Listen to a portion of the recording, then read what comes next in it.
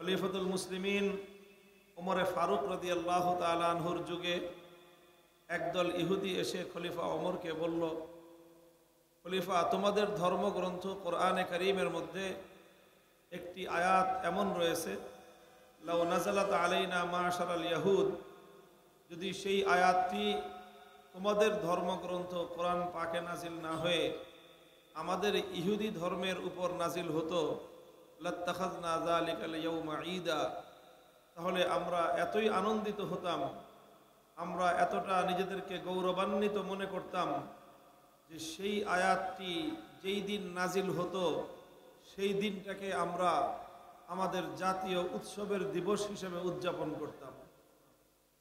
খলিফা ওমর জিজ্ঞাসা করলেন, কোন আয়াতের কথা বলতেছো?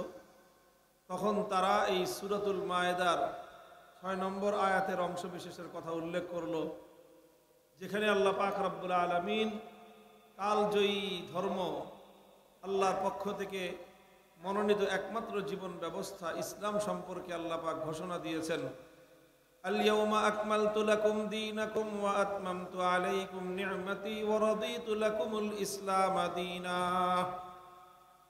আল্লাহ বলেছেন যে আজ আমি তোমাদের জন্য ইসলামকে পরিপূর্ণ করে দিলাম, এর মাধ্যমে তোমাদের উপর আল্লাহর নেয়ামত পরিপূর্ণ হয়ে গেল। ওয়া রাদিতু লাকুমুল ইসলাম দীনা, এবং তোমাদের জীবন যাপন করার পদ্ধতি হিসেবে ইসলামটাই আল্লাহর একমাত্র পছন্দনীয় হয়ে গেল। এই কথার মধ্যে আমরা হয়তো খুব একটা তাৎপর্য খুঁজে পাই না, কিন্তু ইহুদিরা এই কথার মধ্যে তাৎপর্য খুঁজে পেয়েছিল। আল্লাহ পাক রব্বুল আলামিন এইরকম একটি ঘোষণা পৃথিবীতে আর কোনো ধর্ম আর কোনো ধর্মগ্রন্থের ব্যাপারে আল্লাহ পাক নাজিল করেন নাই। মুহতারাম হাজিরিন, এই জন্য আমাদেরকে ইসলামের এই শ্রেষ্ঠত্বটাকে বোঝা দরকার। কেন বোঝা দরকার? আমরা ইসলামের এই শ্রেষ্ঠত্ব না বোঝার কারণে আমরা আসলে মুসলমান হয়েও পরিপূর্ণ ইসলামকে আমরা ধারণ করি না, বরং আমরা খণ্ডিত ইসলামকে ধারণ করি। খণ্ডিত ইসলাম, ইসলামের গুরুত্বপূর্ণ অংশ আমরা ইসলাম থেকে মাইনাস করে দেই, ইসলাম থেকে আমরা বাতিল মনে করি, যেটা আমাদের ঈমানের জন্য অত্যন্ত ভয়াবহ ঝুঁকিপূর্ণ একটা জায়গা। আপনি আপনার সন্তানকে খণ্ডিত অবস্থায় দেখতে পছন্দ করবেন না, বলেন পছন্দ করবেন? আপনার সন্তানের একটা হাত, একটা পা, শরীরের একটা অঙ্গ, আরে একটা হাত তো দূরের কথা, দুইটা হাতের 10টা আঙ্গুলের একটা আঙ্গুলের 10 ভাগের 1 ভাগ আপনার সন্তানের হাত থেকে কেউ কেটে নিক, এটা আপনি সহ্য করবেন? আপনার সন্তানের ব্যাপারে আপনি এতটুকু সহ্য করবেন না, আপনার বাবার ব্যাপারে আপনি এটা সহ্য করবেন না, আপনার মায়ের ব্যাপারে আপনি এটা সহ্য করবেন না, আপনার স্ত্রীর ব্যাপারে আপনি এটা সহ্য করবেন না যে তার শরীরের সামান্য একটা অঙ্গ কেউ হানি করুক। নিজের ব্যাপারে তো প্রশ্নই আসে না, নিজের আপনজনদের ব্যাপারেও কেউ এই কথা সহ্য করবে না যে তার পূর্ণাঙ্গ শরীরের সামান্য একটু অংশ কেউ এখান থেকে কেটে ফেলুক, বিচ্ছিন্ন করে ফেলুক। এটা যেরকম আমরা কেউ সহ্য করি না, কারণ আমরা আপনজনকে ভালোবাসি, আপনজনকে আমরা আপন মনে করি, সন্তানকে আমি আপন মনে করি, বাবা মাকে আমি আপন মনে করি। দুঃখজনক বিষয় হলো এই, আমরা আমাদের বাবা মা ভাই বোন বন্ধু বান্ধবকে যতটুকু আপন মনে করি, ইসলামকে মুসলমানরা ততটুকু আপন মনে করতে পারি না। যদি পারতাম তাহলে আমার চোখের সামনে যখন ইসলামের অঙ্গহানি করা হয়, আমার চোখের সামনে যখন ইসলামের একটা অধ্যায়কে ইসলাম থেকে দূরে সরিয়ে দেওয়ার, বিচ্ছিন্ন করার পায়তারা চালানো হয়, আমার চোখের সামনে যখন একদল মানুষ ইসলামকে খণ্ডিত করবার চেষ্টা করা হয়, আমি যদি সত্যিকার অর্থে ইসলামকে ভালোবাসতাম তাহলে কশ্চিনকালে এ দেহে প্রাণ থাকা অবস্থায় সেটা আমি বরদাস্ত করতাম না। আমাদের সাথে সংঘাত এই জন্যই তৈরি হয়, অনেকের আমাদের সাথে শত্রুতা এই জন্যই। আমাদের সাথে শত্রুতা দুশ্মনী অন্য কোনো কারণে নয়, আমাদের সাথে শত্রুতা দুশ্মনী দুনিয়ার সম্পদ নিয়ে নয়, আমাদের সাথে শত্রুতার দুশ্মনী দুনিয়ার ক্ষমতা নিয়ে নয়, আমাদের সাথে দুশ্মনী আর শত্রুতার লড়াই, এটা দুনিয়ার কোনো স্বার্থ নিয়ে নয়। একটা জিনিস নিয়েই যখন আমরা দেখি আল্লাহর দ্বীনের অবিচ্ছেদ্য অংশকে ইসলাম থেকে, দ্বীন থেকে বিচ্ছিন্ন করার কেউ পায়তারা করে, তখন আমরা আমাদের জীবনের চেয়ে প্রিয় আল্লাহর দ্বীন এবং ইসলামকে অক্ষত রাখার জন্য প্রয়োজন আমরা যুদ্ধ করার শপথ নেই। মুহতারাম হাজিরিন, এই জন্য আমি আপনাদেরকে সর্বপ্রথম যে অনুরোধটা করব সকল মুসলমান ভাইদেরকে, যে আমরা ইসলামের প্রতি এই দরদটুকু অন্তত লালন করি, এই মায়া, এই মোহাব্বতটুকু অন্তত লালন করি, যে ইসলামের কেউ যেন অঙ্গহানি করতে না পারে, ইসলামের কোনো অধ্যায়, ইসলামের কোনো অংশকে যেন কেউ ইসলাম থেকে কেটে ফেলতে না পারে। এই দরদ, এই মায়া, এই মোহাব্বতটুকু ইসলামের প্রতি বলেন একজন মুসলমান হিসেবে আমাদের অন্তরে থাকা উচিত কি উচিত না? বলেন, যদি এটা না থাকে তাহলে আমি কেমন মুসলমান বলেন তো?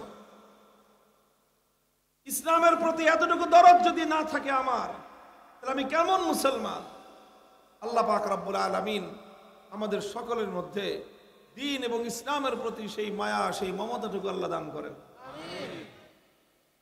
মুহতারাম হাজিরিন, ইসলামের যে শ্রেষ্ঠত্ব, ইসলাম শ্রেষ্ঠ ধর্ম, ইসলাম শ্রেষ্ঠ জীবন ব্যবস্থা, ইসলামের শ্রেষ্ঠত্বটা কোথায়? শ্রেষ্ঠত্বটা কি?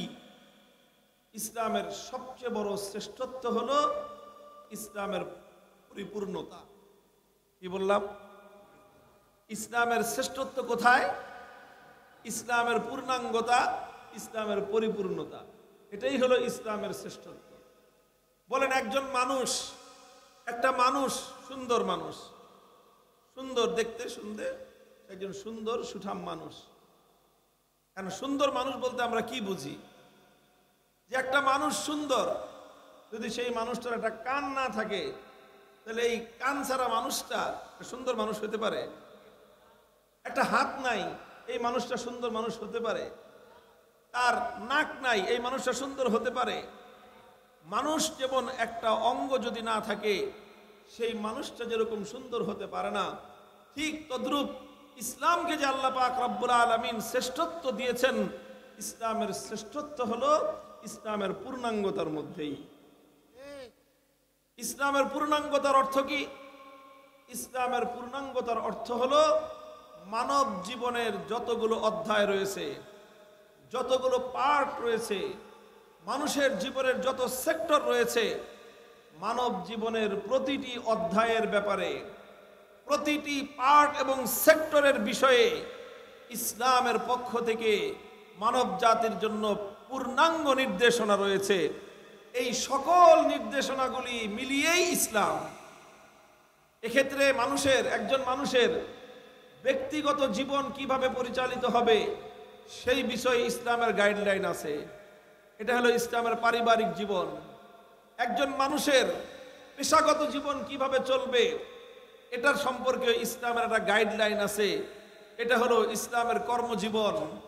ঠিক তদ্রূপ একটা মানুষের ব্যবসা বাণিজ্য কিভাবে চলবে, তার চাকরি বাকরি কিভাবে চলবে, তার আয় রোজগার কিভাবে হবে, কোন খাত থেকে সে আয় করতে পারবে, কোন খাতে সে অর্থ ব্যয় করতে পারবে, এই বিষয়ে ইসলামের একটা গাইডলাইন আছে। এটাকে বলা হয় ইসলামের অর্থনৈতিক জীবন। যেমনি ভাবে একটা মানুষের ব্যক্তিগত জীবন সম্পর্কে ইসলামের গাইডলাইন আছে। একটা মানুষ পরিবার গঠন করবে, তার পারিবারিক জীবন কিভাবে চলবে, তার স্ত্রীর কি অধিকার তার উপর, তার স্বামীর কি অধিকার তার উপর, স্ত্রীর কেমন হবে, সন্তানের সাথে বাবার সম্পর্ক কেমন হবে, এই জাতীয় সবগুলো বিষয় নিয়ে একটা পারিবারিক জীবন আমরা লিভ করি। এই বিষয়ে ইসলামের একটা গাইডলাইন আছে। এটাকে বলা হয় ইসলামের পারিবারিক জীবন। এরকম মানব জীবনের যতগুলো দিক আছে, মানব জীবনের যতগুলো অধ্যায় আছে, প্রত্যেকটা অধ্যায়ের ব্যাপারে ইসলামের পূর্ণাঙ্গ গাইডলাইন আছে। আর এই সবগুলো গাইডলাইন একত্রিত করলে সেটাই হয় পূর্ণাঙ্গ ইসলাম। তো আপনি যদি বলেন যে আমি ব্যক্তি জীবনে ইসলাম মানি, কিন্তু আমার পরিবারের মধ্যে ইসলাম মানি না, তাহলে আপনি ইসলামের ঠ্যাং মানলেন, হাত মানলেন না। আপনি যদি বলেন যে আমি পারিবারিক ক্ষেত্রে ইসলাম মানি, ব্যবসা বাণিজ্য এটা দুনিয়াদারির জিনিস, টাকা পয়সা যেখানে ইচ্ছা সেখানে আমি খরচ করব, যেখান থেকে যেভাবে পাইলে আমি সেখান থেকে কামাই করব, আমি সুদ খাইলাম না ঘুষ খাইলাম, এটা ইসলামের দেখার কি? এইরকম চিন্তা করে যদি আপনি আয় রোজগার করেন, অথবা কোথায় আমি খরচ করব, গানের অনুষ্ঠানে খরচ করব না নাচের অনুষ্ঠানে খরচ করব, আমি সিনেমার অনুষ্ঠানে খরচ করব না যাত্রাপালায় খরচ করব, এটা দেখার ইসলামকে, এই কথা যদি কেউ বলে তাহলে তার সে ইসলামকে ব্যক্তিগত জীবনে মানলো, অর্থনৈতিক জীবনে মানলো না, সে ইসলামকে খণ্ডিত করলো। ব্যক্তিগত জীবনে ইসলামকে মানতে হবে, পারিবারিক জীবনে ইসলামকে মানতে হবে, অর্থনৈতিক জীবনে ইসলামকে মানতে হবে। ঠিক তদ্রূপ রাষ্ট্র এবং রাজনীতি কিভাবে চলবে সেই ব্যাপারেও ইসলামের পক্ষ থেকে পূর্ণাঙ্গ নির্দেশনা আছে। যদি সেই নির্দেশনা কেউ না মানে তাহলে সেও একই রকম ভাবে ইসলামকে খণ্ডিত করলো। যারা রাষ্ট্র এবং রাজনীতির মধ্যে ইসলামকে দেখতে চায় না, ইসলামকে মানতে চায় না, তারা ইসলামকে খণ্ডিত আকারে ইসলামের অঙ্গহানি করে, ইসলামের গুরুত্বপূর্ণ অঙ্গকে, ইসলামের অংশকে তারা বিচ্ছেদ ঘটিয়ে তারা প্রকারান্তরে ইসলামকে ক্ষতবিক্ষত করে দেয়। اليوم أكملت لكم دينكم وأتممت عليكم نعمتي ورضيت لكم الإسلام دينا। এই জন্য মুহতারাম হাজিরিন, আমার আলোচনার এটা হলো মৌলিক কথা। এই কথার উপর বেস করে আমি অল্প কয়েকটা কথা আপনাদের সামনে আরজ করব। আমি যেই কথাটা এতক্ষণ পর্যন্ত আপনাদের সামনে উপস্থাপন করলাম সেটা হলো ইসলাম একটা পূর্ণাঙ্গ জীবন ব্যবস্থার নাম। ইসলাম is the complete code of life। ইসলাম এক মুকম্মল নিজাম হায়াত है। ইসলাম এটা একটা পূর্ণাঙ্গ জীবন ব্যবস্থার নাম। মানুষের জীবন যতদূর পর্যন্ত বিস্তৃত, ইসলামের বিধান ততদূর পর্যন্ত বিস্তৃত। মানুষের জীবন যতদূর পর্যন্ত যায়, মানুষ যেতে যেতে যদি আকাশের উপর উঠে যায়, ইসলামের বিধান আকাশ পর্যন্ত আসে। মানুষ নিচে যেতে যেতে যদি পাতাল ফুঁড়ে সমুদ্রের গহীনে চলে যায়, সেখানেও ইসলামের বিধান আছে। মানুষের মাথার চুল থেকে নিয়ে পায়ের নখ পর্যন্ত 3.5 হাত বডির প্রতিটি ইঞ্চি ইঞ্চিতে ইসলামের বিধান আছে। মানুষের যত জায়গায় বিচরণ সব জায়গায় ইসলামের বিধান আছে। মানুষ যখন বাড়িতে যাবে বাড়িতে ইসলামের বিধান আছে। মানুষ যখন মসজিদে যায় মসজিদে ইসলামের বিধান আছে। মানুষ যখন রাস্তাঘাটে চলে রাস্তাঘাটে চলার মতো ইসলামের বিধান আছে। মানুষ যখন মার্কেটে যায় মার্কেটে ব্যবসা প্রতিষ্ঠানে ইসলামের পক্ষ থেকে বিধান আছে। মানুষ যখন রাজনীতি করবে, রাজনীতি করতে গিয়ে সে যেখানেই যাক সেখানেই তার সঙ্গে ইসলাম আছে। সে যা করবে সেখানে ইসলামের বিধান আছে। সে যদি রাষ্ট্র চালায়, রাষ্ট্রপতির আসনে যদি বসে যায় সেখানেও ইসলাম আছে। সে যদি মন্ত্রিত্ব পায় সেখানেও তার ইসলাম আছে। সে যদি পার্লামেন্টের মেম্বার হয় সেখানেও ইসলাম আছে। যেখানেই মুসলমান সেখানেই ইসলাম, যেখানেই ইসলাম সেখানেই মুসলমান। ইসলাম ছাড়া মুসলমানের কল্পনা করা যায় না। ইসলাম ছাড়া মুসলমানের চিন্তা করা যায় না। আমাদের মধ্যে এই ধরনের একটা প্রবণতা আছে। অনেক সময় আমরা আমাদের জীবনের গুরুত্বপূর্ণ অনেক জায়গায় আমরা এমন ভাবনা ভাবি যে এই জায়গায় আবার ইসলামকে টেনে আনেন কেন? বিবাহের অনুষ্ঠান করতেছে, বিবাহ শাদীর অনুষ্ঠান, ধুমধারাক্কা হবে, মাস্তি হবে, গান বাজনা হবে, আনন্দ ফুর্তি হবে, নর্তকীরা নাচবে, এখানে আপনার কি বলে আলোকসজ্জা হবে, এখানে নানা ধরনের আপনার এই যে বোম ফুটবে, এই জাতীয় কিছু হবে। কেউ যে যদি বলে যে ভাই এগুলো তো ইসলামে নাই, কিছু মানুষ আমরা সঙ্গে সঙ্গে বলে উঠি সব জায়গায় ইসলামকে টাই নাই নেন না। কথা বলেন ঠিক না বেঠিক? এই যে সব জায়গায় ইসলামকে টেনে আনবেন না, এই কথাটা যারা বলেন একটু চিন্তা ভাবনা করে বলবেন। সব জায়গায় ইসলামকে টেনে আনবো না মানে তুমি মুসলমান না? হ্যাঁ আমি তো মুসলমান। তাহলে তুমি যদি মুসলমান হয়ে থাকো, যেখানে ইসলাম যেতে পারে না সেখানে মুসলমানও যেতে পারে না। যেখানে ইসলাম যেতে পারে না সেখানে মুসলমানও যেতে পারে না। যদি ইসলাম যেতে না পারে তবে একটা মুসলমান তুই কেমনে গেলি? তুমি যে বললা সব জায়গায় ইসলামকে টেনে আনবেন না, তো যেখানে মুসলমান থাকবে সেখানে অবশ্যই ইসলাম থাকতে হবে। কথা বলেন ঠিক কিনা? আলহামদুলিল্লাহ, ইসলাম একটা পূর্ণাঙ্গ জীবন ব্যবস্থা। মানুষের জীবনের সকল বিষয়ে ইসলামের পক্ষ থেকে একটা পূর্ণাঙ্গ নির্দেশনা আছে। ইসলামের সেই নির্দেশনাগুলোই সবচেয়ে সুন্দর, সবচেয়ে উত্তম, মানব জাতির জন্য, সকল মানুষের জন্য সবচেয়ে বেশি কল্যাণকর। আলহামদুলিল্লাহ বলেন। দেখেন, ইসলাম এত বিশাল, এত বিস্তৃত একটা পরিসরের নাম যে এক একটা ইসলামের পার্ট অফ লাইফ নিয়ে আলোচনা করতে গেলে এক একটা মাহফিলের প্রয়োজন। এক মাহফিলে একটা আলোচনার মাধ্যমে আমি এতগুলো বিষয় কভার করতে পারবো না, সবগুলো বিষয় এই জন্য আমি আলোচনাও করব না। আমি আজকে ইসলামের নির্যাতিত একটা অধ্যায় নিয়ে আলোচনা করব। ইসলামের একটা নির্যাতিত মজলুম একটা অধ্যায়, যে অধ্যায়ের বিরুদ্ধে অমুসলিমরা তো অমুসলিম, আজ নামধারী মুসলমানরা পর্যন্ত ইসলামের যে অধ্যায়টার উপর রাত দিন অহর্নিশ জুলুম এবং অত্যাচার করে, ইসলামের এরকম একটা মজলুম অধ্যায় নিয়ে আমি আপনাদের সামনে আলোচনা করব। সেই অধ্যায়টার নাম হলো ইসলামের রাষ্ট্র এবং রাজনৈতিক বিধান। ইসলামের রাষ্ট্র এবং রাজনৈতিক বিধান। আপনারা অনেকে মনে করতে পারেন যে আমরা তো রাজনীতি করি না, আমাদের সাথে ইসলামের রাষ্ট্র এবং রাজনীতির আলোচনা করে লাভটা কি? ভাই, আপনি রাজনীতি করেন বা না করেন, আমি রাজনীতি করি বা না করি, সেটা বড় বিষয় নয়। বড় বিষয় হলো যে দেখেন, ইসলামের একটা অধ্যায়কে আজ অন্যায়ভাবে ঘায়েল করা হয়, ইসলামের একটা অধ্যায়কে জুলুম করা হয়, ইসলামের একটা অধ্যায়ের সঙ্গে অন্যায় আচরণ করা হয়। মুসলমান হিসেবে যদি আমরা ইসলামকে ভালোবেসে থাকি, যদি ইসলামের প্রতি আমাদের দরদ এবং মায়া মমতা থেকে থাকে, তাহলে আমাদের সকল মুসলমানের উচিত আজ ইসলামের এই মজলুম এবং নির্যাতিত এই অধ্যায়টার পক্ষে সোচ্চার হয়ে দাঁড়িয়ে যাওয়া আমাদের। তবে এই ক্ষেত্রে একটা প্রশ্ন আছে। রাষ্ট্র এবং রাজনীতির কথা যখনই বলবো, একটা প্রশ্ন এসে যায় মানুষের মাথার মধ্যে, এবং সেই প্রশ্নটা সুপরিকল্পিতভাবে মুসলিম সমাজের মধ্যে আরো বেশি ছড়িয়ে দেওয়া হয়েছে। প্রশ্নটা কি? আগে আপনার প্রশ্নটা বুঝেন। এই প্রশ্নোত্তরই আমার আলোচ্য বিষয়। একটা প্রশ্ন দিব, প্রশ্ন বলবো, সেই প্রশ্নটার জবাব আলোচনা করব। এটাই হলো আমার আলোচনার বিষয়। এই প্রশ্ন এবং উত্তর আলোচনা করেই ইনশাল্লাহ আমি আমার বয়ান সমাপ্ত করব। আগে প্রশ্নটা খেয়াল করে বুঝেন। প্রশ্নটা হলো যে আমরা ইসলামের পক্ষ থেকে মুসলিম ধর্মাবলম্বীদের উচিত যে আমরা চাই যে আমাদের রাষ্ট্র রাজনীতি এটা ইসলাম অনুযায়ী চলুক। কথা বলেন ঠিক কিনা? রাষ্ট্র ইসলাম অনুযায়ী চলুক, এটা কারা কারা চান? হাত উঠান দেখি।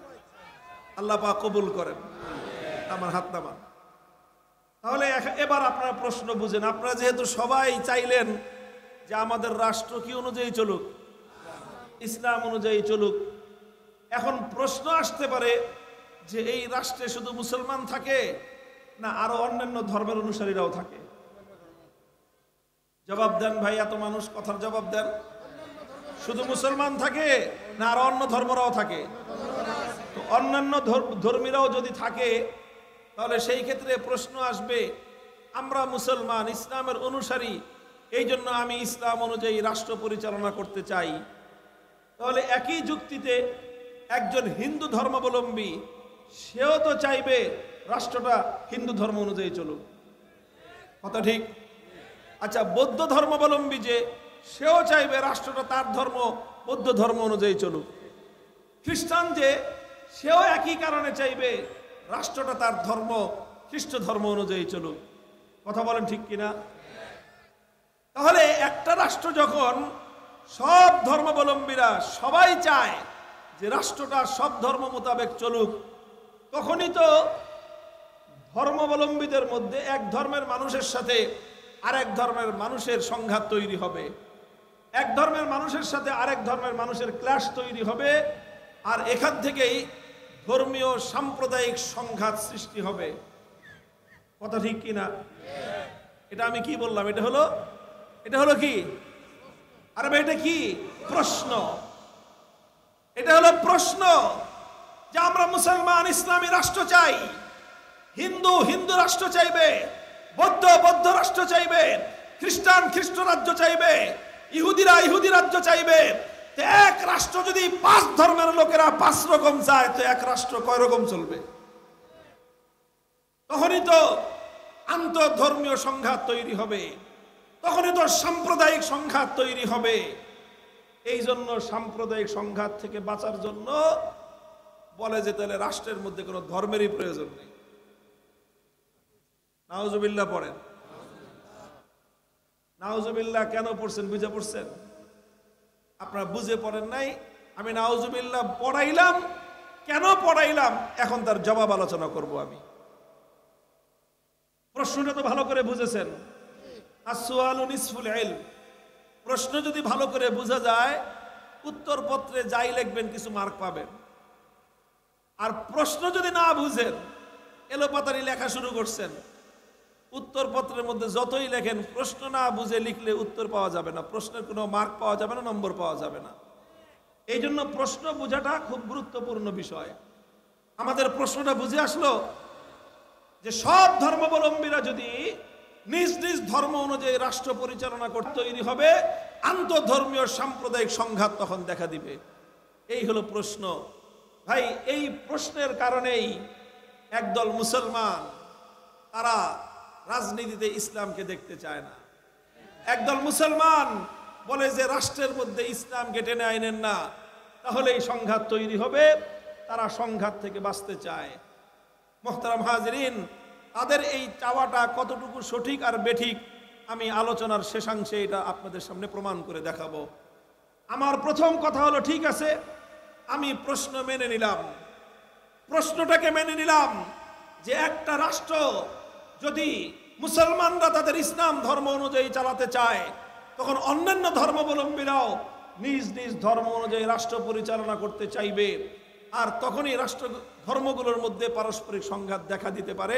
কথাটা ঠিক। এবার আমার জবাব শুনেন আপনারা। আমার জবাব হলো যে ঠিক আছে, একটা রাষ্ট্র যদি বিভিন্ন ধর্ম অনুযায়ী পরিচালনা করার দাবি উঠে, মুসলমানরা বলল ইসলাম অনুযায়ী চলবে, হিন্দুরা বলল হিন্দু ধর্ম অনুযায়ী চলবে, বৌদ্ধ খ্রিস্টান ইহুদি সব ধর্মাবলম্বীরা যার যার ধর্ম মতো রাষ্ট্র পরিচালনা করতে চায়, এই দাবি যদি তারা উত্থাপন করে, তাহলে সর্বপ্রথম আমি একজন মুসলিম হিসেবে সবগুলি ধর্মের প্রতি আমার পক্ষ থেকে একটা প্রস্তাব থাকবে। আমার পক্ষ থেকে একটা প্রস্তাব থাকবে, ঠিক আছে, তোমরা কিভাবে রাষ্ট্রটা পরিচালনা করবা তোমাদের ধর্ম অনুযায়ী, তোমার ধর্মে রাষ্ট্র পরিচালনার কি ফর্মুলা আছে? আজকে 21 শতাব্দী, 2025 সালের শেষ প্রান্তে আমরা আছি, তাই না? নভেম্বর মাস চলতেছে, ডিসেম্বর পার হলেই 2025 শেষ, 2026 সাল শুরু হবে। এই যে 21 শতাব্দীর 2025-26 সালের যে আজকের আধুনিক বিশ্ব, এই আধুনিক পৃথিবীতে একটা রাষ্ট্র কিভাবে চলতে পারে তার একটা রূপরেখা সব ধর্মাবলম্বীদের কাছে বললাম যে তোমরা যার যার ধর্ম অনুযায়ী রাষ্ট্র ব্যবস্থার একটা রূপরেখা আমাদের কাছে জমা দাও। আমরা একটা কম্পিটিশন দিলাম, আন্তঃধর্মীয় কম্পিটিশন। ইসলামকে বললাম, মুসলমানদেরকে বললাম, মুসলমানদের যারা ধর্মগুরু আছে, মুসলমানদের যারা ধর্ম বিশেষজ্ঞ আছে, তাদেরকে বললাম আপনারা আপনাদের ধর্মের কোরআন থেকে, আপনাদের ধর্মের নবীর হাদিস থেকে আপনারা রাষ্ট্রের একটা ফর্মুলা জমা দেন। একই কথা হিন্দুদেরকে বললাম, হিন্দু ধর্মাবলম্বী ভাইয়েরা, আপনারা আপনাদের ধর্মগ্রন্থ গীতা এবং আপনাদের ধর্মগুরু যারা আছে তাদের কাছ থেকে প্রাপ্ত সমস্ত নীতিমালার আলোকে একটা রাষ্ট্র কিভাবে হিন্দু ধর্ম অনুযায়ী পরিচালিত হতে পারে তার একটা রূপরেখা জমা দেন। ইহুদিরা একটা জমা দাও, খ্রিস্টানরা একটা জমা দাও, বৌদ্ধরা একটা জমা দাও। 5 ধর্মের কাছ থেকে যার যার ধর্ম অনুযায়ী রাষ্ট্র পরিচালনা করার ফর্মুলা আমরা চাইলাম। কেন চাইলাম? তখন আমরা একটা কম্পেয়ার করে দেখব, তুলনা করে দেখব, যেই ফর্মুলাটা সর্বোত্তম হবে, সর্বশ্রেষ্ঠ হবে, আমরা নিরপেক্ষ বিচার বিশ্লেষণ করে সব ধর্মের লোকজন মিলেই আমরা বিশ্লেষণটা করব। একটা বিচারপতি প্যানেল নিয়োগ করব, সেই প্যানেলে 5 ধর্মের লোকেরাই থাকবে, তারপর তারা সম্মিলিতভাবে যেই সিদ্ধান্ত দিবে সেই সিদ্ধান্তই কার্যকর হবে। এইরকম একটা আয়োজন করা সম্ভব না অসম্ভব? আচ্ছা, যদি সম্ভব হয় তাহলে ধরে নেন আমি নিজের পক্ষ থেকে এটার আয়োজন করলাম। আয়োজন করলে এরপরের কি ফলাফল হবে সেই ফলাফল এই লক্ষ জনতার মজমার সামনে আমি বুক ফুলিয়ে বলে দেই। সেই এমন আয়োজনের ফর্মুলা এর ফলাফল যেটা দাঁড়াবে সেটা হলো হিন্দু ধর্মাবলম্বীরা তারা তাদের ধর্মগ্রন্থ গীতার আলোকে, তাদের ধর্ম প্রণেতাদের বক্তব্যের আলোকে একবিংশ শতাব্দীতে একটা আধুনিক রাষ্ট্র কিভাবে পরিচালিত হতে পারে এর কোন ফর্মুলা জমা দেওয়ার জন্য কিয়ামত পর্যন্ত টাইম দিলেও জমা দিতে পারবে না। বৌদ্ধ ধর্মাবলম্বীরা তারাও তাদের ধর্মের আলোকে ত্রিপাঠক থেকে গৌতম বুদ্ধের বক্তব্যের রেফারেন্স দিয়ে আধুনিক যুগে একটি উপযুক্ত রাষ্ট্র ব্যবস্থা কিভাবে পরিচালিত হতে পারে বৌদ্ধ ধর্মের আলোকে তার কোনো রূপরেখা, তার কোনো ফর্মুলা জমা দিতে পারবে না। খ্রিস্টানরাও পারবে না, ইহুদিরাও পারবে না, অন্য কোন ধর্মাবলম্বী কারো পক্ষে এটা সম্ভব নয় আধুনিক যুগের পূর্ণাঙ্গ একটা রাষ্ট্র ব্যবস্থা ধর্মের আলোকে প্রণয়ন করে দেখাবে। এক্সেপ্ট ইসলাম, একমাত্র ইসলাম। আলহামদুলিল্লাহ, আমরা ওপেন চ্যালেঞ্জ নিয়ে বলতে পারি, ইসলাম নিয়ে গর্ব এবং অহংকার করে আমি বলতে পারি, আধুনিক যুগের শুধু রাষ্ট্র ব্যবস্থা নয়, বরং আধুনিক যুগের সর্বশ্রেষ্ঠ সর্বোত্তম নির্ভুল রাষ্ট্র ব্যবস্থা আসমান আর জমিনের মধ্যখানে যদি কোনো মতবাদ বিশ্ববাসীর সামনে উপহার দিতে পারে একমাত্র মতবাদের নাম হলো ইসলাম।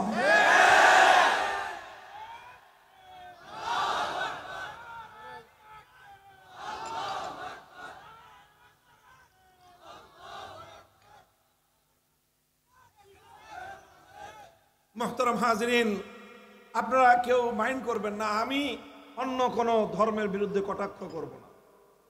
আমরা অন্য কোন ধর্মের বিরুদ্ধে কটাক্ষ করাকে জায়েজ মনে করি না। অন্য কোন ধর্মের মানুষকে অসম্মান করা, অপমান করা অথবা অন্য কোন ধর্মের বিরুদ্ধে বিষোদ্গার করা এটা ইসলামে এলাও করে না।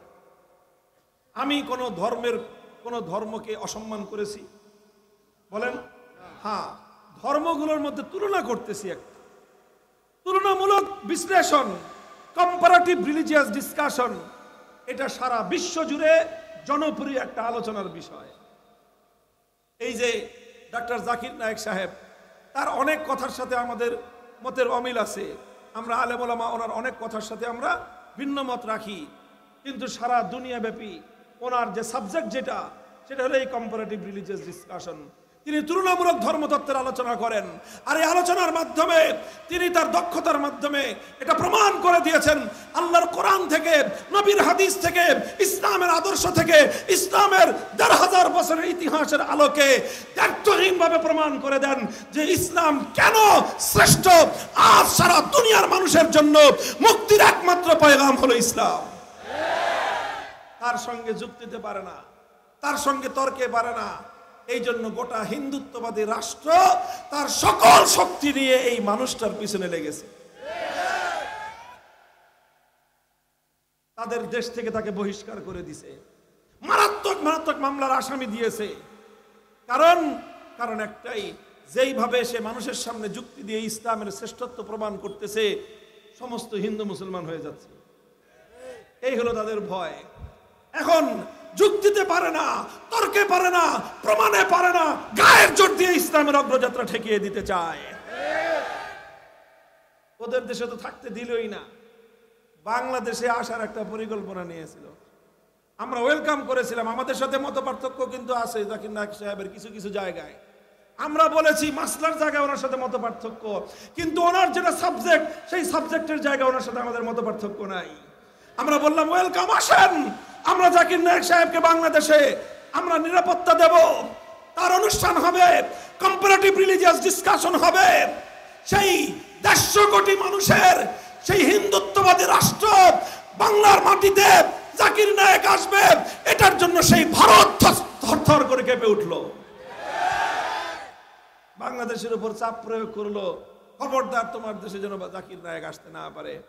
আর আমরা তো এমন একটা দেশ, আমাদের রাষ্ট্র সরকারগুলো এত দুর্বল হয়, এত দুর্বল হয় যে একটু চোখ রাঙ্গানি দিলেই ওনাদের পা কাঁপতে শুরু করে দেয়। যাই হোক, সেটা ভিন্ন কথা। আমি বলতেছিলাম যে আমি অন্য কোনো ধর্মের বিরুদ্ধে বিশুদ্ধার নয়, তবে আমরা তুলনামূলক বিশ্লেষণ করতেছি।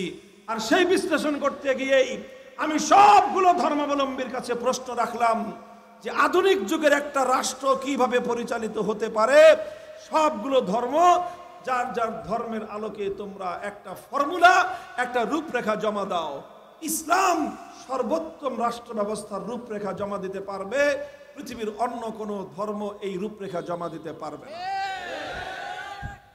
প্রশ্ন করতে পারেন, হুজুর ইসলাম পারলে অন্য ধর্মগুলো পারবে না কেন? এটা একটা প্রশ্ন যে হিন্দু ধর্ম পারবে না কেন, আর পারবে না যেটা আপনি জানলেন কোত্থেকে হুজুর? বৌদ্ধ ধর্ম পারবে না কেন? পারবে না, এবং সেই পারবে না যেটা আমি জানলাম কোত্থেকে? খ্রিস্টানরা পারবে না, ইহুদি ধর্মাবলম্বীরা পারবে না, কেন পারবে না? এবং পারবে না যে সেটা আমরা জানলাম কিভাবে? ভাই দেখেন, আপনারা কেউ এটা মনে করেন না যে আমি এখানে আমাদের মুসলমান আলেম ওলামা পাইছি, এই জন্য এখানে শুধুমাত্র নিজেদের অন্দরমহলে খুব একটা মানে কি বলে, আমাদের আঞ্চলিক ভাষায় বলে যে চাপাবাজি করে গেছি। না, এটা আমার গলার জোরের কথা না। আমি জানি আমার এখানে মাইক লাগানো, দূর দূরান্ত পর্যন্ত আওয়াজ পৌঁছতেছে, আর এই এতগুলো মিডিয়া রেকর্ড করতেছে। আমি এখান থেকে ঢাকায় যাওয়ার আগেই সব মিডিয়ার মাধ্যমে এগুলো ইথারে পাথারে ভাসতে ভাসতে লক্ষ কোটি মানুষের কাছে সারা দুনিয়ায় ছড়ায় পড়বে। কথা বলেন ঠিক কিনা? এটা মুসলমানরা শুনবে, হিন্দু বৌদ্ধ ইহুদি খ্রিস্টান সব ধর্মের ভাইয়েরা শুনবে, সবার কাছে যাবে। সেই যাবে জেনেই সেইভাবেই পরিমাপ করে আমি কথা বলতেছি, এবং এটাই বলতেছি যে আধুনিক যুগের রাষ্ট্র ব্যবস্থার রূপরেখা ইসলাম ছাড়া অন্য কোন ধর্ম উপহার দিতে পারবে না। প্রশ্ন করবেন কেন পারবে না? কেন পারবে না? এর সরল উত্তর হলো, দেখেন, ধর্মতাত্ত্বিকদের বিশ্লেষণ হলো, তাদের ধারণা হলো পৃথিবীতে সব ধর্মই কোনো না কোনো যুগে আল্লাহর পক্ষ থেকে দুনিয়াতে আগমন করেছে। পরবর্তীতে সেই ধর্মগুলোর মেয়াদ শেষ, সেগুলো ডেট এক্সপায়ার হয়ে গিয়েছে, সেগুলো রহিত এবং মানসুখ হয়ে গিয়েছে, অথবা সেই ধর্মগুলো সেই মানুষদের দ্বারা বিকৃত হয়ে গিয়েছে, পরিবর্তিত হয়ে গিয়েছে। অরিজিনাল ধর্ম আর কোনোটাই দুনিয়াতে অবশিষ্ট নাই। অরিজিনাল ধর্ম আল্লাহ যেভাবে পাঠিয়েছিলেন অবিকৃত অবস্থায় জমিনের মধ্যে একমাত্র আছে ইসলাম। অন্য ধর্মগুলো আল্লাহ পাক পাঠিয়েছিলেন যেই যুগের জন্য, এগুলো সেই যুগের জন্য পারফেক্ট ছিল। আধুনিক যুগের জন্য আল্লাহ পাক পাঠিয়েছেন একমাত্র ইসলামকে, অন্য কোন ধর্মকে আল্লাহ পাক আধুনিক যুগের জন্য পাঠান নাই। অন্য ধর্মগুলোকে পাঠিয়েছিলেন প্রাচীন যুগের জন্য, সেই ধর্মকে এই জন্য আধুনিক যুগের জন্য একমাত্র পারফেক্ট ধর্মের নাম হলো ইসলাম। এটা তো স্বাভাবিক কথা, যেই ধর্ম যেই যুগের এটা সেই যুগে চলবে, অন্য যুগে চলবে না। কথা বলেন ঠিক কিনা? হিন্দু ধর্ম আধুনিক যুগের ধর্ম নয়, বৌদ্ধ ধর্ম আধুনিক যুগের ধর্ম নয়, খ্রিস্ট ধর্ম ইহুদি ধর্ম আসমানি ধর্ম কিন্তু আধুনিক যুগের ধর্ম নয়। এই জন্য আধুনিক যুগের সমস্যার সমাধান এই ধর্মগুলোর মধ্যে আমার আল্লাহ দেন নাই, তো হিন্দু বৌদ্ধ খ্রিস্টান ইহুদিরা পাবে কোত্থেকে? আল্লাহ যদি দিতেন ওখানে সমস্যার সমাধান, তাহলে সেনা তারা সমাধানটা পাইতো। আল্লাহ যেহেতু ওই ধর্মগুলোর মধ্যে ওই সমাধানটা দেন নাই, তাহলে ওই ধর্মের মধ্যে এই সমাধান আসবে কোত্থেকে? এই জন্য ওই ধর্মগুলোর মধ্যে রাষ্ট্র ব্যবস্থা সংক্রান্ত কোন রূপরেখা তারা জমা দিতে পারবে। এটা হলো আমার চ্যালেঞ্জ। এটা কি আমার চ্যালেঞ্জ? এটা একটা জ্ঞানগত চ্যালেঞ্জ, এটা বুদ্ধিবৃত্তিক চ্যালেঞ্জ, এটা একটা আলোচনার সাবজেক্ট হিসেবে আমার চ্যালেঞ্জ। আপনারা যদি বলেন যে আপনি চ্যালেঞ্জ করে গেলেন, প্রমাণ কি? আমি আপনাদের সামনে একটা একটা করে এখন 2-3টা প্রমাণ আলোচনা করব, আমার আলোচনা সমাপ্ত হয়ে যাবে। আমি কয়েকটা প্রমাণ আপনাদের সামনে আলোচনা করব। 1 নম্বর প্রমাণ আমি আলোচনা করব। দেখেন, একটা, আপনাকে আমার আলোচনা বুঝতেছেন? দেখেন, প্রয়োজনীয় সময়ের যেগুলো প্রয়োজন আল্লাহর কোরআন এবং ইসলাম থেকে, সেই বিষয়গুলি কথা বলা আমার অভ্যাস। আমি চাই যে এখানে সবাই আলোচনা বুঝবে, শুধু শুনবে না। কথা ঠিক? হ্যাঁ, আমার আলোচনায় আপনারা অনেকেই আশা করে আসছেন যে একটু নারায়ে তাকবীর স্লোগান দিবেন, এখনো পর্যন্ত হুজুর সেরকম কোন নারায়ে তাকবীর স্লোগান দেওয়ার মতো কোনো বক্তব্য তো দিল না। আমি আপনাদেরকে হতাশ করব না ইনশাআল্লাহ। আপনারা দোয়া করেন আল্লাহ আমাকে সুস্থ রাখুক, ইনশাআল্লাহ স্লোগান উঠবে, স্লোগান উঠবে, আল্লাহর বরত্বের স্লোগান উঠবে, আকাশ বাতাস মুখরিত হবে, আল্লাহর জমিনে চূড়ান্ত গন্তব্য আল কোরআনের সমাজ কায়েম হবে ইনশাআল্লাহ।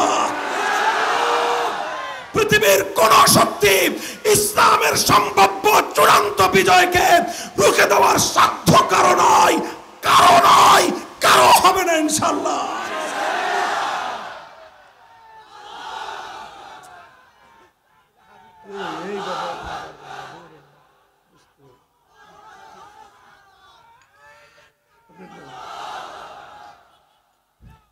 মুহতারাম হাজিরিন, এই জন্য আমি প্রমাণ হিসেবে দুই একটা প্রমাণের কথা আলোচনা করে নেই, তারপরে আমাদের দায়িত্ব এবং কর্তব্যের আলোচনা আসবে ইনশাআল্লাহ। আমি প্রথম প্রমাণ হিসেবে আপনাদের কাছে একটা পয়েন্ট আলোচনা করতে চাই। সর্বপ্রথম দেখেন, একটা রাষ্ট্র যদি গঠন করতে হয়, একটা রাষ্ট্র যদি পরিচালনা করতে হয়, তাহলে সেই রাষ্ট্রের জন্য একজন শাসক নির্বাচন করার প্রয়োজন আছে না নাই? বলেন, কোন শাসক ছাড়া রাষ্ট্র চলে? আরে ভাই, একজন পরিচালক ছাড়া তো একটা প্রতিষ্ঠানই চলে না। কোন হেডমাস্টার ছাড়া স্কুল চলে? প্রিন্সিপাল ছাড়া কলেজ চলে? ভাইস চ্যান্সেলর ছাড়া বিশ্ববিদ্যালয় চলে? মোহতারাম ছাড়া মাদ্রাসা চলে? ইমাম সাহেব ছাড়া মসজিদ চলে? আরে ভাই, একটা অফিস, ছোট্ট একটা প্রতিষ্ঠানে একটা পরিচালক ছাড়া চলে না। তো বিশাল রাষ্ট্র একটা প্রতিষ্ঠান, রাষ্ট্রের প্রধান ছাড়া, রাষ্ট্রের শাসক ছাড়া রাষ্ট্র চলতে পারে না। রাষ্ট্রের জন্য একজন শাসক লাগবে। সেই শাসকের নাম যাই হোক, কেউ প্রধানমন্ত্রী বলবেন, কেউ রাষ্ট্রপতি বলবেন, কেউ রাজা বলবেন, কেউ বাদশাহ বলবেন, কেউ কিং বলবেন, যে যাই বলেন, একজন প্রধান তো লাগবে। প্রশ্ন হলো, একটা রাষ্ট্রের জন্য অপরিহার্য যে এই যে প্রয়োজন, একজন শাসক নির্বাচন করার যে প্রয়োজন, আমার সবগুলো ধর্মের কাছে প্রশ্ন হলো, বলো যার যার ধর্মের পক্ষ থেকে একটা রাষ্ট্রের প্রধান নির্বাচন করবার কি ফর্মুলা তোমার ধর্মে আছে? কিভাবে একটা রাষ্ট্রপ্রধান নির্বাচন করতে হয়? হিন্দু ধর্মের গীতা গ্রন্থে কি বলা আছে? বৌদ্ধদের ত্রিপিটকে কি বলা আছে? খ্রিস্টানদের ইনজিল শরীফে, নিউ টেস্টামেন্টে কি লেখা আছে? ইহুদিদের ওল্ড টেস্টামেন্টে কি লেখা আছে? অথবা তোমাদের নবী মুসা আলাইহিস সালাম, ঈসা আলাইহিস সালাম, গৌতম বুদ্ধ এবং তোমাদের হিন্দু ধর্মের পুরোহিতদের কাছ থেকে তোমাদের কাছে এই ব্যাপারে কি রেফারেন্স আছে বলো দেখি তোমরা। ওই আমি যেটা বলেছি, আমার এই প্রশ্ন ইথারে পাথারে ধ্বনিত প্রতিধ্বনিত হতে থাকবে। বছর পেরিয়ে যুগ পার হবে, যুগ পেরিয়ে শতাব্দী পার হবে, শতাব্দী গড়িয়ে সহস্রাব্দী পার হবে। এই প্রশ্নের জবাব দেওয়ার মতো কোনো বাপের বেটার জন্ম হয় নাই, হবেও না। একমাত্র ইসলামের কাছে এই প্রশ্নের সমাধান আছে। ইসলাম পারবে একটা রাষ্ট্রের, একটা জাতির শাসক এবং রাষ্ট্রপ্রধান কিভাবে নির্বাচন করতে হবে। ইসলাম তার ফর্মুলা শুধু দিয়েছে তাই নয়, ইসলাম এমন একটা ফর্মুলা দিয়েছে, যদি তুলনামূলক বিশ্লেষণ করা হয়, আজকের পাশ্চাত্যের গণতন্ত্রের দেয়া নির্বাচন ব্যবস্থার চেয়ে ইসলামের দেওয়া নির্বাচন ব্যবস্থা, শাসক নির্বাচনের পদ্ধতি হাজার গুণে শ্রেষ্ঠ এবং নির্ভুল। ইসলাম যেই ফর্মুলা দিয়েছে, সেই ফর্মুলাকে বলা হয় আহলুল হাল্লি ওয়াল আকদ। সেই ফর্মুলা অনুযায়ী রাষ্ট্রে শাসক নির্বাচন করবার আগে ভোটার নির্বাচন করতে হবে। আগে কি নির্বাচন হবে? আগে ভোটার নির্বাচন হবে। যে একটা রাষ্ট্রে শাসক নির্বাচনের জন্য ভোট দিতে পারবে কে, ভোট দিতে পারবে না কে, এই দুইটা আগে চিহ্নিত করবে ইসলাম। ইসলাম এমন একটা ব্যবস্থা দিয়েছে। বলবেন ব্যাপারটা কেমন? ব্যাপারটা একটু খোলাসা করে বলি আমি আপনাদের কাছে। ইসলাম যদি আলহামদুলিল্লাহ রাষ্ট্র ব্যবস্থা পরিচালনার দায়িত্ব পায়, সর্বপ্রথম নির্বাচন কমিশন সংস্কার করবে ইসলাম। নির্বাচন কমিশন করে নির্বাচন কমিশনকে একটা দায়িত্ব দিবে। সে দায়িত্বটা হলো তুমি ভোটার আইডি কার্ড প্রণয়ন করো। এখন বর্তমানে আমার দেশের নির্বাচন কমিশনকে বানায় রাখছে, তারা ন্যাশনাল আইডি কার্ড দেয়। কি দেয়? National ID card. আমার দেশের যেটা ন্যাশনাল আইডি কার্ড, সেটাই ভোটার আইডি কার্ড। ইসলাম বলে যে না, একটা দেশে আইডি কার্ড শুধু ন্যাশনাল আইডি কার্ড এবং ভোটার আইডি কার্ড একটা হতে পারে না, বরং রাষ্ট্রের নাগরিকদের মধ্যে দুই ধরনের আইডি কার্ড থাকবে। কয় রকম? একটা থাকবে এনআইডি ন্যাশনাল আইডি কার্ড, আরেকটা থাকবে voter ID card VID. VID তথা ভোটার আইডি কার্ড এটা প্রণয়ন করবে, এটা ব্যবস্থাপনা করবে নির্বাচন কমিশন। নির্বাচন কমিশনের কাজ ন্যাশনাল আইডি কার্ড দেওয়া নয়। ন্যাশনাল আইডি কার্ড এটা রাষ্ট্রের অন্য আরেকটা প্রতিষ্ঠান দিবে, হয় স্বরাষ্ট্র মন্ত্রণালয় দিবে, আর না হয় স্থানীয় সরকার মন্ত্রণালয় দিবে।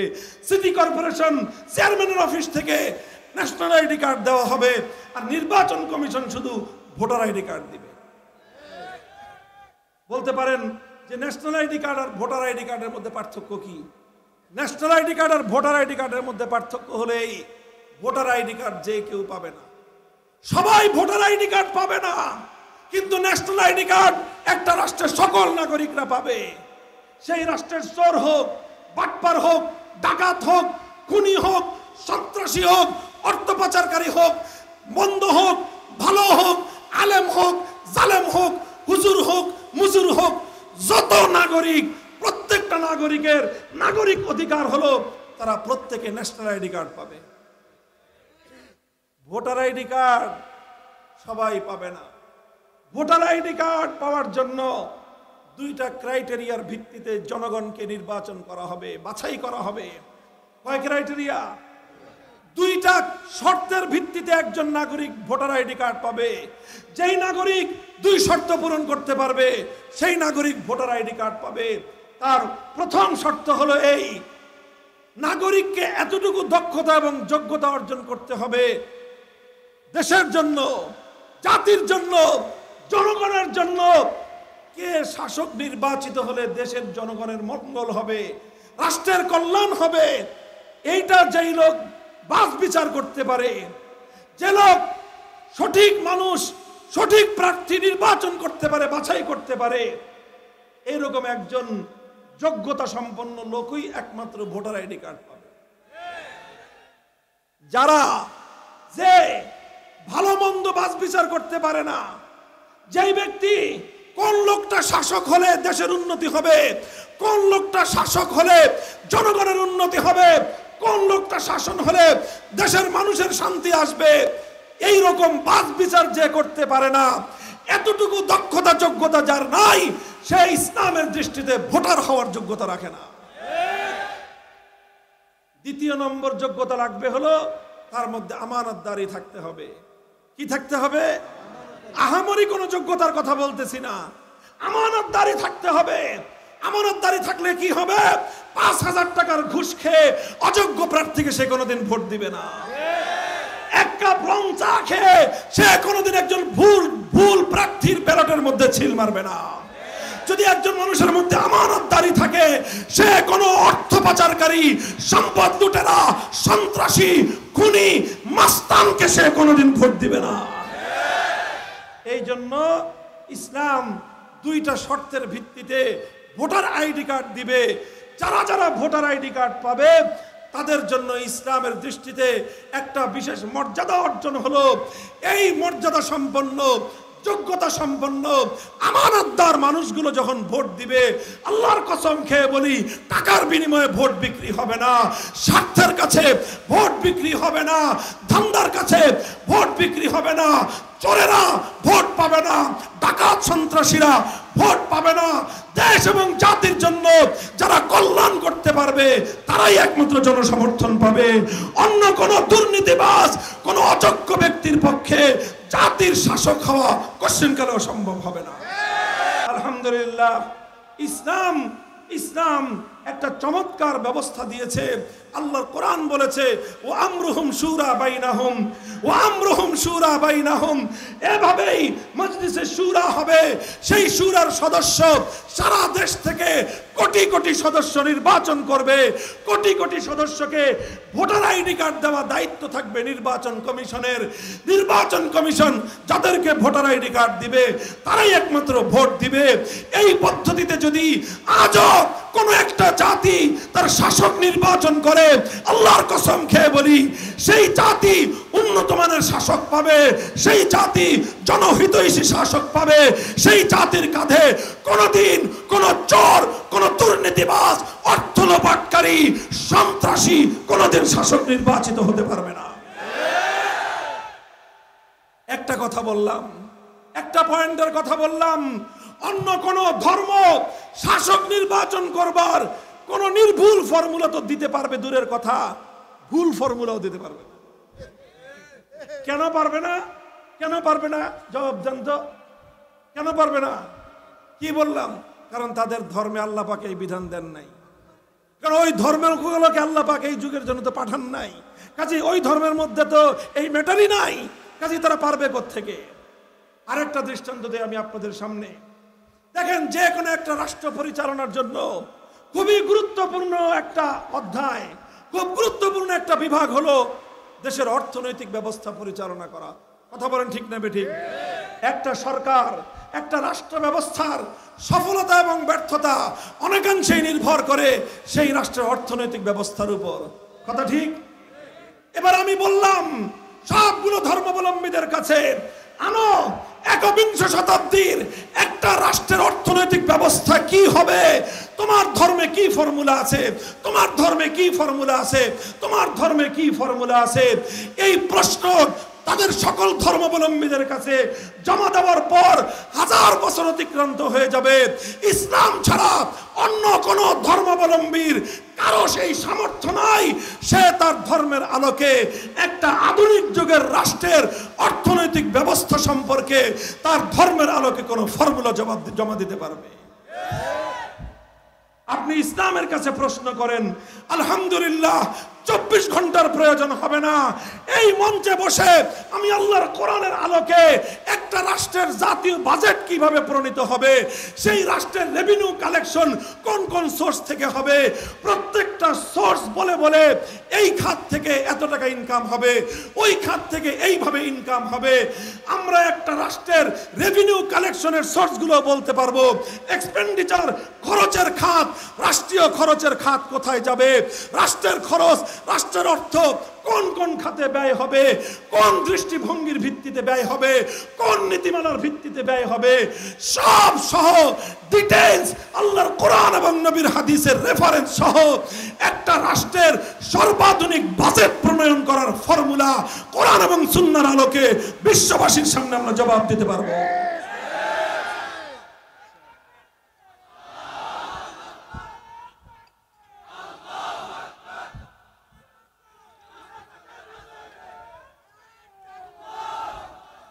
আরেকটা জ্বলন্ত দৃষ্টান্ত দিয়ে এই বিষয়ে দেখেন, খুব খেয়াল করে বুঝেন। এগুলো তো আমি তাত্ত্বিক কথা বললাম, এখন একটা প্র্যাকটিক্যাল কথা বলি। প্র্যাকটিক্যাল কথা, সারা দুনিয়ার একটা প্র্যাকটিক্যাল চিত্র আমি আপনাদের সামনে বলি। আপনারা শহর অঞ্চলের সচেতন মানুষ, বর্তমান পৃথিবীতে যে কোনো ব্যবসায়িক, প্রাতিষ্ঠানিক, অর্থনৈতিক কার্যকলাপ পরিচালনা করবার জন্য ব্যাংকিং ব্যবস্থার দরকার আছে না নাই? বলেন আছে না নাই? এমন কোন প্রতিষ্ঠান আছে, ব্যবসা প্রতিষ্ঠান, ব্যাংকে অ্যাকাউন্ট নাই? ব্যাংকের অ্যাকাউন্ট ছাড়া ব্যবসা বাণিজ্য করা যায়? এক্সপোর্ট ইম্পোর্ট করা যাবে? বহির্বিশ্ব থেকে আমদানি রপ্তানি করা যাবে?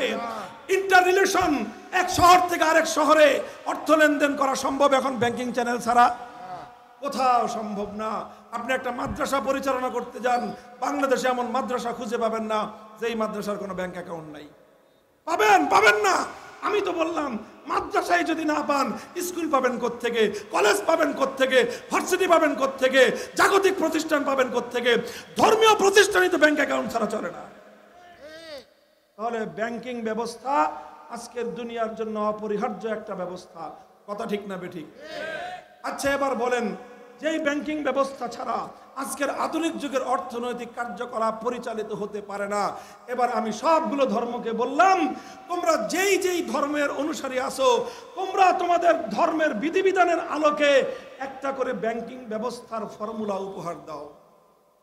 একটা হিন্দু ধর্ম অনুযায়ী হিন্দু ব্যাংক কেমন হতে পারে, একটা বৌদ্ধ ব্যাংক কেমন হতে পারে, একটা খ্রিস্ট ব্যাংক কেমন হতে পারে, একটা ইহুদি ব্যাংক কেমন হতে পারে, তোমরা আমাদের কাছে ফর্মুলাটা জমা দাও। এখানেও একই কথা। দিন যাবে, রাত পোহাবে, মাস গড়িয়ে বছর যাবে, যুগ পার হবে, শতাব্দী পার হবে, সহস্রাব্দী পার হবে, হিন্দু, বৌদ্ধ, ইহুদি, খ্রিস্টান সহ এই জগতে তাবৎ যত ধর্ম আছে, কোন ধর্মাবলম্বীরা ধর্মের সত্যিকার রেফারেন্স দিয়ে ব্যাংকিং ব্যবস্থার কোন ফর্মুলা উপহার দিতে পারবে না। অন দ্য আদার হ্যান্ড, আপনি ইসলামকে জিজ্ঞাসা করেন, বলো দেখি মুসলমানরা আজকের আধুনিক যুগে ব্যাংকিং চ্যানেলে কিভাবে লেনদেন করতে হবে, ইসলাম তার কি ফর্মুলা দেয়? আমি বলবো, তোমার আজকে প্রশ্ন করার জন্য ইসলাম বসে নাই। যে তুমি 2025 সালে এসে প্রশ্ন করবা, তারপরে ইসলাম এই ফর্মুলা জমা দিবে। ইসলাম তোমার জন্য বসে নাই, বরং তোমার জন্মের আরো 65 বছর আগে 1960-এর দশকে সারা দুনিয়ার সামনে ইসলামিক স্কলাররা আল্লাহর কোরআনকে গবেষণা করে, আল্লাহর নবীর হাদিস থেকে ইজতিহাদ করে আজকের আধুনিক যুগের সুদ ভিত্তিক ব্যাংকিং ব্যবস্থাকে উপেক্ষা করে শরিয়া ভিত্তিক ইসলামী শরিয়াকে অনুসরণ করে, কোরআন সুন্নাহকে অনুসরণ করে কিভাবে একটা ব্যাংকিং ব্যবস্থা পরিচালিত হতে পারে তার শুধু রূপরেখা দিয়েই মুসলমানরা ক্ষান্ত হয় নাই, বরং আজকের এই পৃথিবীতে এমন কোন উন্নত শহর খুঁজে পাওয়া দুষ্কর যেই উন্নত শহরে ইসলামী শরিয়া মোতাবেক ব্যাংকিং প্রতিষ্ঠিত হয়ে তাম বিশ্ববাসীকে ব্যাংকের সেবা উপহার না দিচ্ছে। আপনারা জানেন বর্তমানে বাংলাদেশে শরিয়া ভিত্তিক ইসলামী ব্যাংক 9টা পরিচালিত হচ্ছে, ফুল ব্যাংক, আলহামদুলিল্লাহ। এবং এই শরিয়া ভিত্তিক ইসলামী ব্যাংক যদি সুন্দরভাবে পরিচালিত হতে পারে, এই ব্যাংকগুলো একটা রাষ্ট্রের অর্থনীতির ভিত মজবুত করে দেয়। আপনারা বর্তমানে সচেতন নাগরিকরা জানবেন, না জেনে থাকলে আমার কাছ থেকে শুনে রাখেন, 5ই আগস্টের পূর্ববর্তী বাংলাদেশকে তলাবিহীন ঝুড়িতে পরিণত করা হয়েছিল। বাংলাদেশ থেকে হাজার হাজার নয়, লক্ষ লক্ষ কোটি টাকা পাচার করে বিদেশে বড় বড় বেগমপাড়া গড়ে তোলা হয়েছিল। এই বাংলাদেশ থেকে বিপুল পরিমাণ অর্থ পাচার করে বাংলাদেশের অর্থনীতির মেরুদণ্ড ভেঙে গুড়িয়ে দেওয়া হয়েছিল। 5ই আগস্টের পর আবার রিফরমেশন শুরু হয়েছে, আবার পুনর্গঠন শুরু হয়েছে, আবার বাংলাদেশের অর্থনীতি পুনরুদ্ধার হচ্ছে। আর এই পুনর্গঠনের ক্ষেত্রে সবচেয়ে গুরুত্বপূর্ণ ভূমিকা রাখছে একটা ব্যাংক, যেই ব্যাংক বাংলাদেশে আজকে রেমিটেন্স আমদানির ক্ষেত্রে গোটা বাংলাদেশের জন্য অর্থনীতির মেরুদণ্ড হিসেবে ভূমিকা পালন করছে। সেটা কোনো কনভেনশনাল সুদ ভিত্তিক ব্যাংক নয়, সেটা একটা ইসলামিক ব্যাংক। কারণ ইসলামী ব্যাংকের যে ফর্মুলা, সেটা ডিপোজিটরদের অর্থের নিরাপত্তা প্রদান করে। ইসলামিক ব্যাংকিং সেক্টর, ব্যাংকিং সিস্টেমের মধ্যে যারা অর্থ সঞ্চয়কারী তাদের অর্থের নিরাপত্তা হয়। ইসলামিক ব্যাংকিং এর মধ্যে যারা ব্যাংক থেকে প্রপারলি যারা লোন গ্রহণ করে, যারা বিনিয়োগ গ্রহণ করে, তারা কোনোদিন ক্ষতিগ্রস্ত হয় না। এখানে ডিপোজিটররাও ক্ষতিগ্রস্ত হয় না, সঞ্চয়কারীরাও ক্ষতিগ্রস্ত হয় না, বিনিয়োগ গ্রহণকারীরাও ক্ষতিগ্রস্ত হয় না। উভয় পক্ষের স্বার্থ রক্ষা করার একমাত্র ব্যাংকিং ব্যবস্থা আল্লাহ প্রদত্ত শরিয়ার আলোকে পরিচালিত ইসলামিক ব্যাংকিং ব্যবস্থা। মুহতারাম হাজিরিন, বিস্তারিত আলোচনা করলাম না, শুধু বাংলাদেশের কথা বললাম। পৃথিবীর যে কোনো দেশে যান, সেই দেশে আপনি ইসলামের ব্যাংকিং পাবেন। আর ইসলামের এই ব্যাংকিং ব্যবস্থা শুধু মুসলমানদেরকে সার্ভিস দেয় না। আরে ভাই বলেন তো, বাংলাদেশে যে ইসলামী ব্যাংকগুলো আছে, এই ব্যাংকগুলোতে হিন্দু ভাইদের অ্যাকাউন্ট নাই, বৌদ্ধদের অ্যাকাউন্ট নাই, খ্রিস্টানদের অ্যাকাউন্ট নাই? তাহলে তারাও এই ব্যাংকগুলোর মাধ্যমে সার্ভিস পাচ্ছে, সেবা পাচ্ছে। কারণ কেবলই মুসলমানের তরে দুনিয়াতে আসেনি কই ইসলাম। ইসলাম শুধু মুসলমানের স্বার্থ দেখে না, ইসলাম শুধু মুসলমানকে সেবা দেয় না। ইসলাম দুনিয়াতে যেরকম মুসলমানকে সেবা দেয়, জাতি ধর্ম বর্ণ নির্বিশেষে প্রতিটি নাগরিকের জন্য ইসলাম তার নাগরিক সেবা শতভাগ নিশ্চয়তা প্রদান করে। আখেরি আরেকটা পয়েন্ট আমি আলোচনা করি, এরপরে আমি আমার আহ্বানের দিকে চলে যাব। দেখেন, যে কোনো ধর্ম অনুযায়ী একটা রাষ্ট্র চলবে, সেই রাষ্ট্রে অন্য ধর্মের লোকেরা থাকবে কি থাকবে না? বলেন, জোরে বলেন, থাকবে কি থাকবে না? আচ্ছা, আমরা যদি ইসলাম অনুযায়ী রাষ্ট্র পরিচালনা করি, এই রাষ্ট্রে হিন্দু বৌদ্ধ খ্রিস্টান থাকবে কি থাকবে না? তর্কের খাতিরে ধরে নিলাম, যদি এখানে হিন্দু রাষ্ট্র প্রতিষ্ঠিত হয়, মুসলমানরা থাকবে কি থাকবে না? এখানে যদি বৌদ্ধ বা খ্রিস্ট রাষ্ট্র প্রতিষ্ঠিত হয়, মুসলমানরা থাকবে কি থাকবে না? তাহলে যেই ধর্ম অনুযায়ী রাষ্ট্র চলবে সেই ধর্মে সেই রাষ্ট্রে অন্য ধর্মের লোকেরাও থাকবে।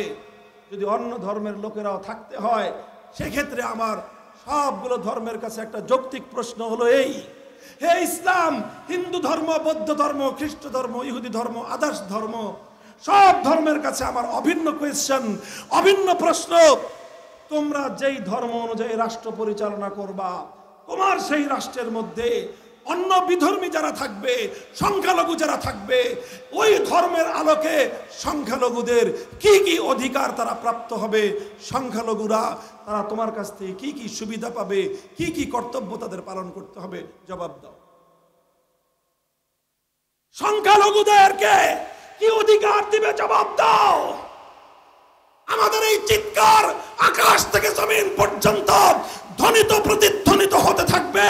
হিন্দু, বৌদ্ধ, খ্রিস্টান, ইহুদি সহ পৃথিবীর তাবৎ ধর্মাবলম্বীরা কেউ অন্য ধর্মের রাষ্ট্রের মধ্যে মুসলমানদের জন্য কি অধিকার তার ধর্মে সংরক্ষিত আছে, ধর্মগ্রন্থ এবং ধর্মের প্রণেতাদের রেফারেন্স দিয়ে সঠিক কোন চিত্র আমাদের কাছে উপহার দিতে পারবে না।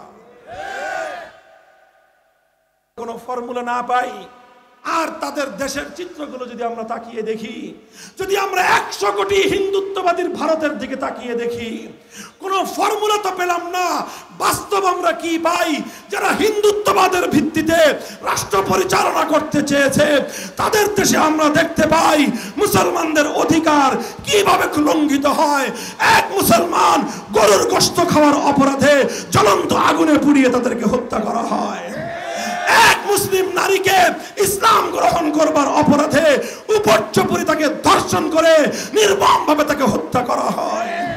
শুধুমাত্র ইসলাম গ্রহণ করবার অপরাধে গুজরাটের কসাইরা এক আহমেদাবাদে হাজার হাজার মুসলমানদেরকে জবাই করে হত্যা করে দেয়।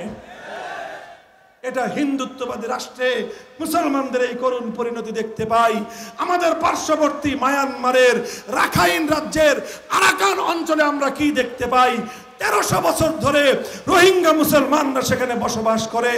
তাদের অপরাধ তারা মুসলমান, তাদের অপরাধ তারা ইসলামের কালেমা পড়েছে, তাদের অপরাধ তারা আল্লাহকে এক আল্লাহ বলে বিশ্বাস করেছে, তাদের অপরাধ তারা আল্লাহর কোরআনকে বিশ্বাস করেছে। এই অপরাধে উগ্র বৌদ্ধবাদীরা, উগ্র রাখাইনের বৌদ্ধিস্টরা মুসলমানদের সঙ্গে এমন কোন জুলুম এবং অত্যাচার নাই যেই জুলুম এবং অত্যাচারের স্টিম রোলার তাদের উপর পরিচালনা করে নাই।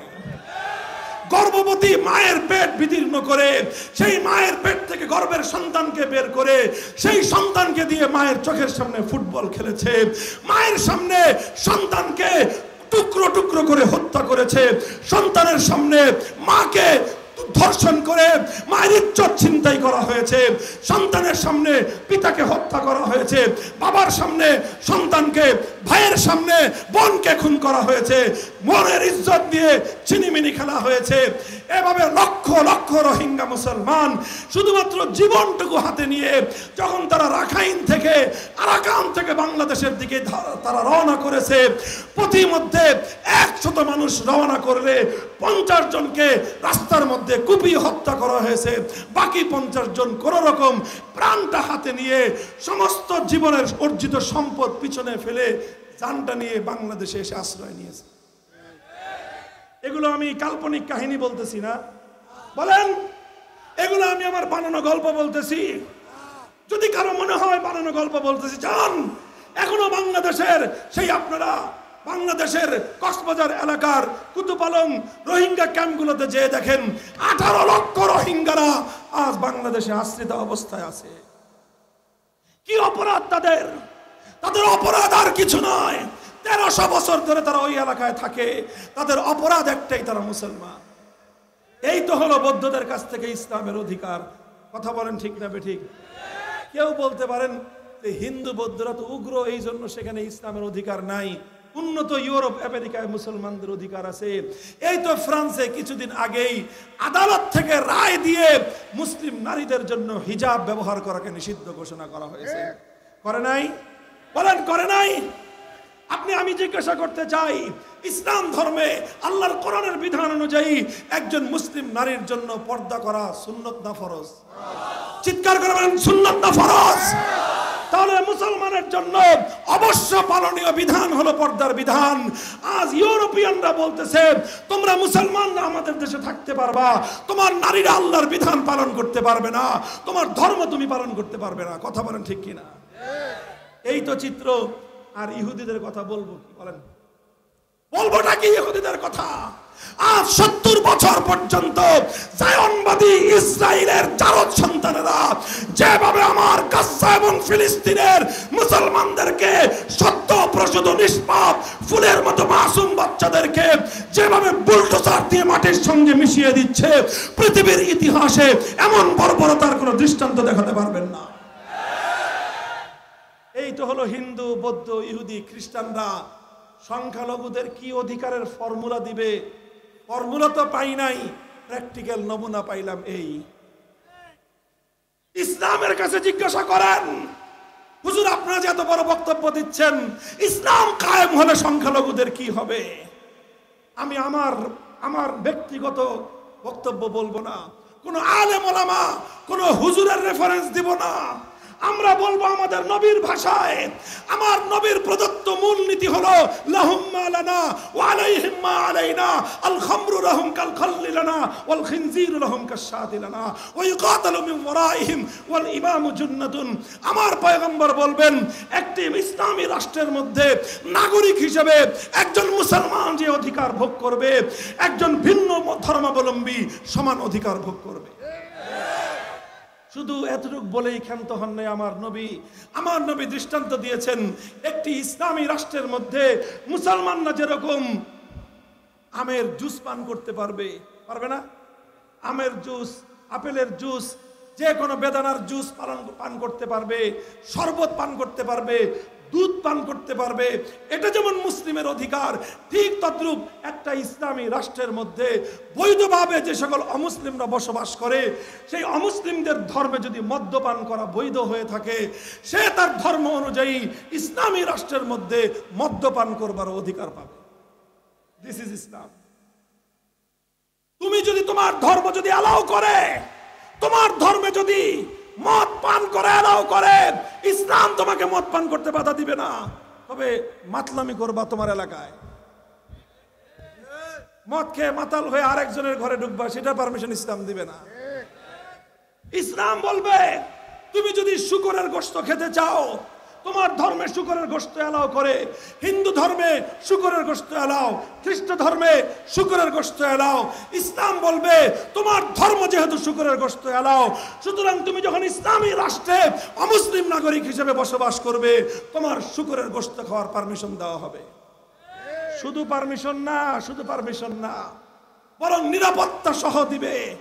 একজন মুসলিম নাগরিকের একটা বকরির বাচ্চা যদি আরেকজন মুসলমান অন্যায়ভাবে মেরে ফেলে, তাহলে আদালত বলবে এই বকরির বাচ্চার ক্ষতিপূরণ দাও।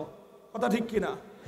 বকরির বাচ্চার ক্ষতিপূরণ যেমন ভাবে একজন মুসলিম নাগরিকের জন্য আদায় করা হবে, কোন একজন মুসলমান ইমাম হোক, আলেম হোক, নেতা হোক, যেই হোক, কোন একজন হিন্দু ভাইয়ের একটা শুকরের বাচ্চাকে যদি অন্যায়ভাবে মেরে ফেলে, আদালত বলবে হুজুর আসো, নামাজের ইমামতি পরে আগে হিন্দুর শুকরের বাচ্চার ক্ষতিপূরণ দিয়ে নাও।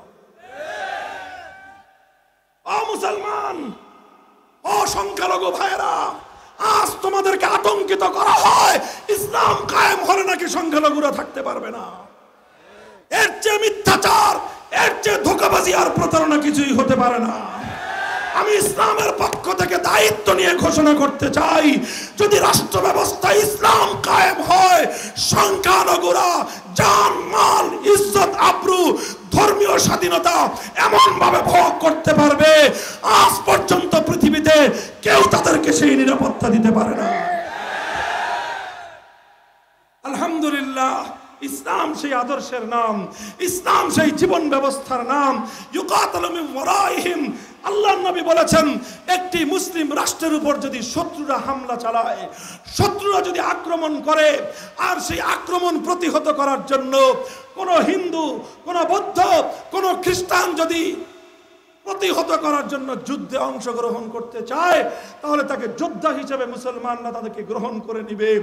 আর যদি সে যুদ্ধ করতে না চায়, কোশ্চিনকালে তাকে যুদ্ধে যাওয়ার জন্য বাধ্য করবে না, বরং সকল অমুসলিম নাগরিকদের জীবন শত্রুর আক্রমণ থেকে রক্ষা করার জন্য এক একজন মুসলিম মুজাহিদ ঢাল হয়ে শত্রুর বুলেটের মুখে নিজের বুক পেতে দাঁড়িয়ে থাকবে। মুসলমান পক্ষ পেতে বুলেটে আঘাত সহ্য করবে। মুসলিম দেশে বসবাসকারী কোন সংখ্যালঘু নাগরিকের উপর হামলা পরিচালনা করতে দেবে না। এই জন্য আমরা বলি, সংখ্যালঘু ভাইয়েরা, আল্লাহর কোরআনের শাসনকে ভয় পাওয়ার দরকার নাই, বরং কোরআনের শাসন তোমাকে সেই নিরাপত্তা দিবে যেই নিরাপত্তা পৃথিবীর কেউ তোমাকে দিতে পারবে না। অন্যরা তোমাদেরকে দিয়ে রাজনীতি করবে, ধান্দা উদ্ধার করবে, স্বার্থ উদ্ধার করবে, তোমাদেরকে রাজনীতির গুটি বানাবে, দিন শেষে তারাই তোমাদেরকে স্বার্থ হাসিলের হাতিয়ার বানাবে। তোমাদের উপর রাতের অন্ধকারে কালনাগিনী হয়ে ছোবল মারবে, আবার দিনের আলোতে ওঝা হয়ে ঝাড়তে আসবে। বিগত দিনগুলোতে এই দৃশ্যই বাংলাদেশে আমরা দেখেছি। কথা বলেন ঠিক না বেঠিক? যারা সংখ্যালঘুদেরকে রাজনৈতিক হাতিয়ার হিসেবে ব্যবহার করতে চেয়েছে, তাদের শাসন আমলে সবচেয়ে বেশি সংখ্যালঘু নির্যাতন হয়েছে। তাদের আমলেই সংখ্যালঘুরা তাদের সম্পদ হারিয়েছে, তাদের আমলেই বাড়িঘরে অগ্নিসংযোগ হয়েছে সংখ্যালঘুদের। আল্লাহর কসম খেয়ে বলি, 5ই আগস্টের পরে সারা বাংলাদেশে হিন্দু, বৌদ্ধ, খ্রিস্টান সংখ্যালঘুদেরকে নিরাপত্তা দেওয়ার জন্য বাংলার ইসলামপন্থী আলেম সমাজ যেই ভূমিকা পালন করেছে, বাংলাদেশের 1000 বছরের ইতিহাসে সোনার অক্ষরে লেখা থাকবে। এটা তো শুধুমাত্র সামান্য একটু পূর্বাভাস ছিল। যদি পূর্ণাঙ্গ ইসলামী রাষ্ট্র কায়েম করা যায়, পূর্ণাঙ্গ ইসলামী খেলাফা ব্যবস্থা প্রতিষ্ঠা করা যায়, শরিয়া ভিত্তিক রাষ্ট্র ব্যবস্থা প্রতিষ্ঠা করা যায়, মুসলমানের উপর আক্রমণ করে কেউ পার পেয়ে জেলেও যেতে পারে, পার পেলেও পেতে পারে। সংখ্যালঘুর উপর আক্রমণ করে কারো হাত আস্ত নিয়ে বাড়িতে ফিরবে না। বলবেন হুজুর কারণটা কি? মুসলমানদের চেয়ে অমুসলিমের প্রতি দরদ বেশি হয়ে গেল নাকি? আবার না না ভাই, দরদ বেশির বিষয় না এটা। মুসলমানরা তো ঘরের লোক, সংখ্যালঘুরা মেহমান। ইসলাম অপর ধর্মের মানুষদেরকে নিজের রাষ্ট্রে মেহমান মনে করে। একটা সম্ভ্রান্ত পরিবার, আত্মমর্যাদা সম্পন্ন পরিবার নিজের উপর হামলা বরদাস্ত করে নেয়, মেহমানের ইজ্জতের উপর আক্রমণ বরদাস্ত করতে পারে না। এই জন্যই বলি, এটা ইসলাম নিশ্চয়তা প্রদান করেছে। তবে শুধুমাত্র একটা জিনিসের পার্থক্য আছে, মুসলমানরা রাষ্ট্র পরিচালনার জন্য যাকাত দিবে আর ওসর দিবে। যাকাত মুসলমানের জন্য ফরজ ইবাদত মুসলমান করতে পারে, অমুসলিমের কোনো ইবাদত নাই। এই জন্য কোনো অমুসলিমের কাছ থেকে যাকাত নেওয়া যাবে না। যাকাত না নিলে রাষ্ট্র চলবে কিভাবে? এই জন্য অমুসলিমদের কাছ থেকে সার্ভিস চার্জ হিসেবে শুধুমাত্র একটা ট্যাক্স নবী তার একটা বাইন্ডিং দিয়ে দিয়েছেন, সেটার একটা মানদণ্ড ঠিক করে দিয়েছেন। আমার নবী বলেছেন, কোন মুসলিম রাষ্ট্রপ্রধান যদি কোন অমুসলিম নাগরিকের উপর তার সামর্থ্যের চেয়ে অতিরিক্ত ট্যাক্স আরোপণ করে, তার সামর্থ্য যতটুকু ট্যাক্স দেওয়ার, তার ইনকাম যতটুকু, সে যতটুকু আয় রোজগার করতে পারে, তার সামর্থ্যের চেয়ে বেশি যদি অতিরিক্ত কোনো ট্যাক্স কোনো অমুসলিম নাগরিকের উপর কোনো মুসলিম রাষ্ট্রপ্রধান চাপিয়ে দেয়, সে রাষ্ট্রপ্রধান চাপিয়ে দিয়েছে, এই দেশের কেউ কিছু বলতে পারে না। আল্লাহর নবী বলেন, তাই ব্যাপারটা এমনি পার পেয়ে যাবে না। ফানা হাজিজুহু ইয়াউমাল কিয়ামাহ, দুনিয়াতে তার কোনো বিচার না হলেও কিয়ামতের দিন স্বয়ং আমি নবিয়ুর রাহমা, রাহমাতুল লিল আলামিন, সেই মুসলিম রাষ্ট্রপ্রধানের বিরুদ্ধে একজন অমুসলিম নাগরিকের পক্ষ হয়ে মামলা দায়ের করব আল্লাহর সামনে।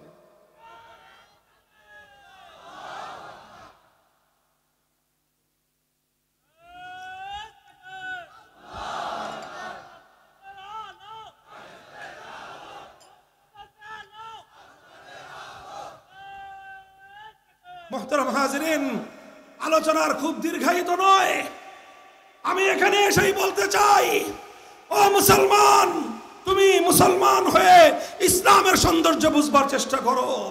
তুমি যদি অমুসলিম হয়ে থাকো, কোনো আপত্তি নাই, তোমাকে আমরা ইসলামের দাওয়াত দিব শান্তিপূর্ণ ভাষায়, তোমার উপরে ইসলাম গ্রহণ করার জন্য কোনো প্রেশার নাই। তুমি ইসলাম গ্রহণ করলে স্বেচ্ছা গ্রহণ করবে, স্বেচ্ছা গ্রহণ করতে না চাইলে কোনো চাপাচাপি নাই।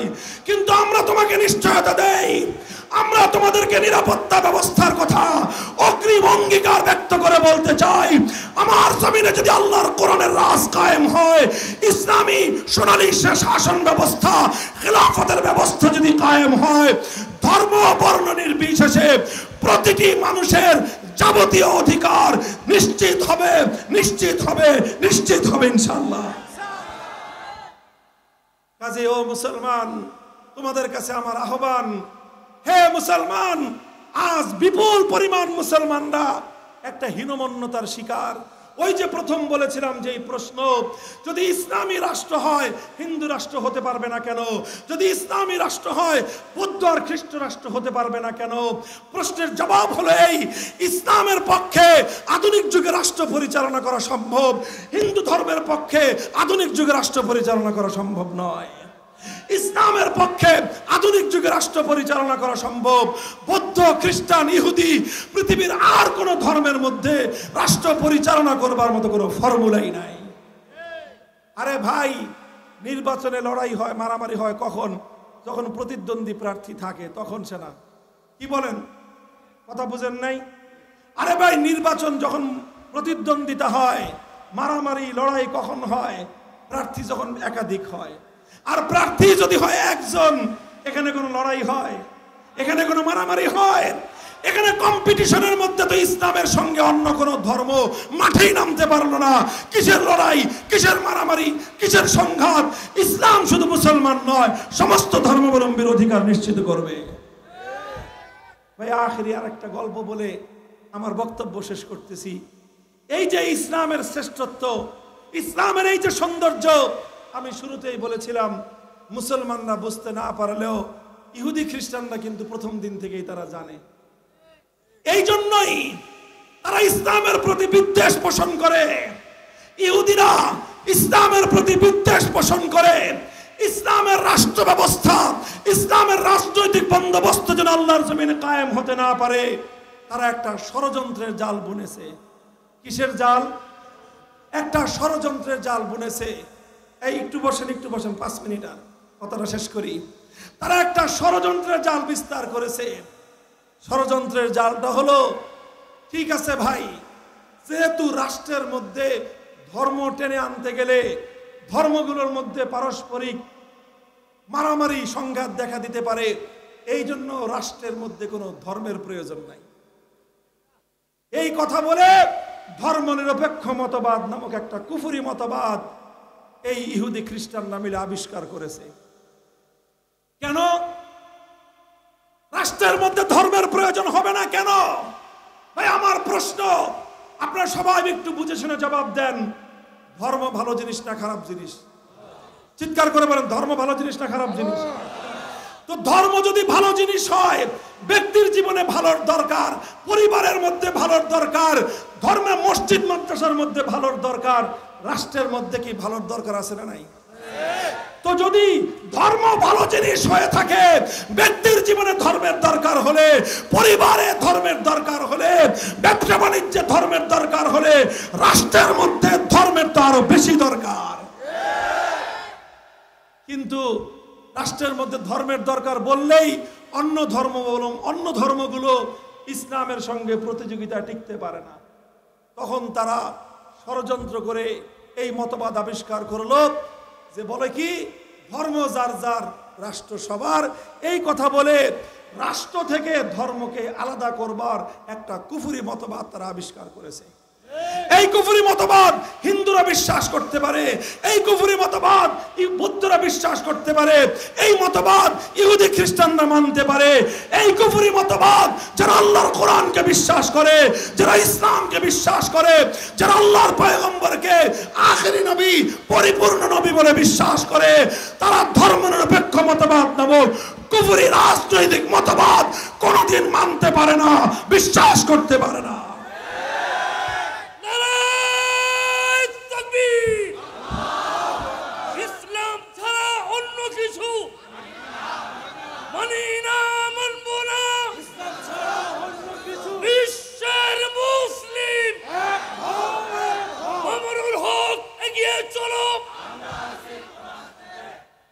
ভাই একটা গল্প বলে, ছোট্ট একটা গল্প, ধৈর্য আছে শোনার? গোয়ালা চিনেন? গোয়ালা কাদেরকে বলে? গোয়ালা কাদেরকে বলে? গরুর দুধ বিক্রি করে, এদেরকে কি বলে? আমাদের দেশে গোয়ালা বলে, আপনারা কি বলেন?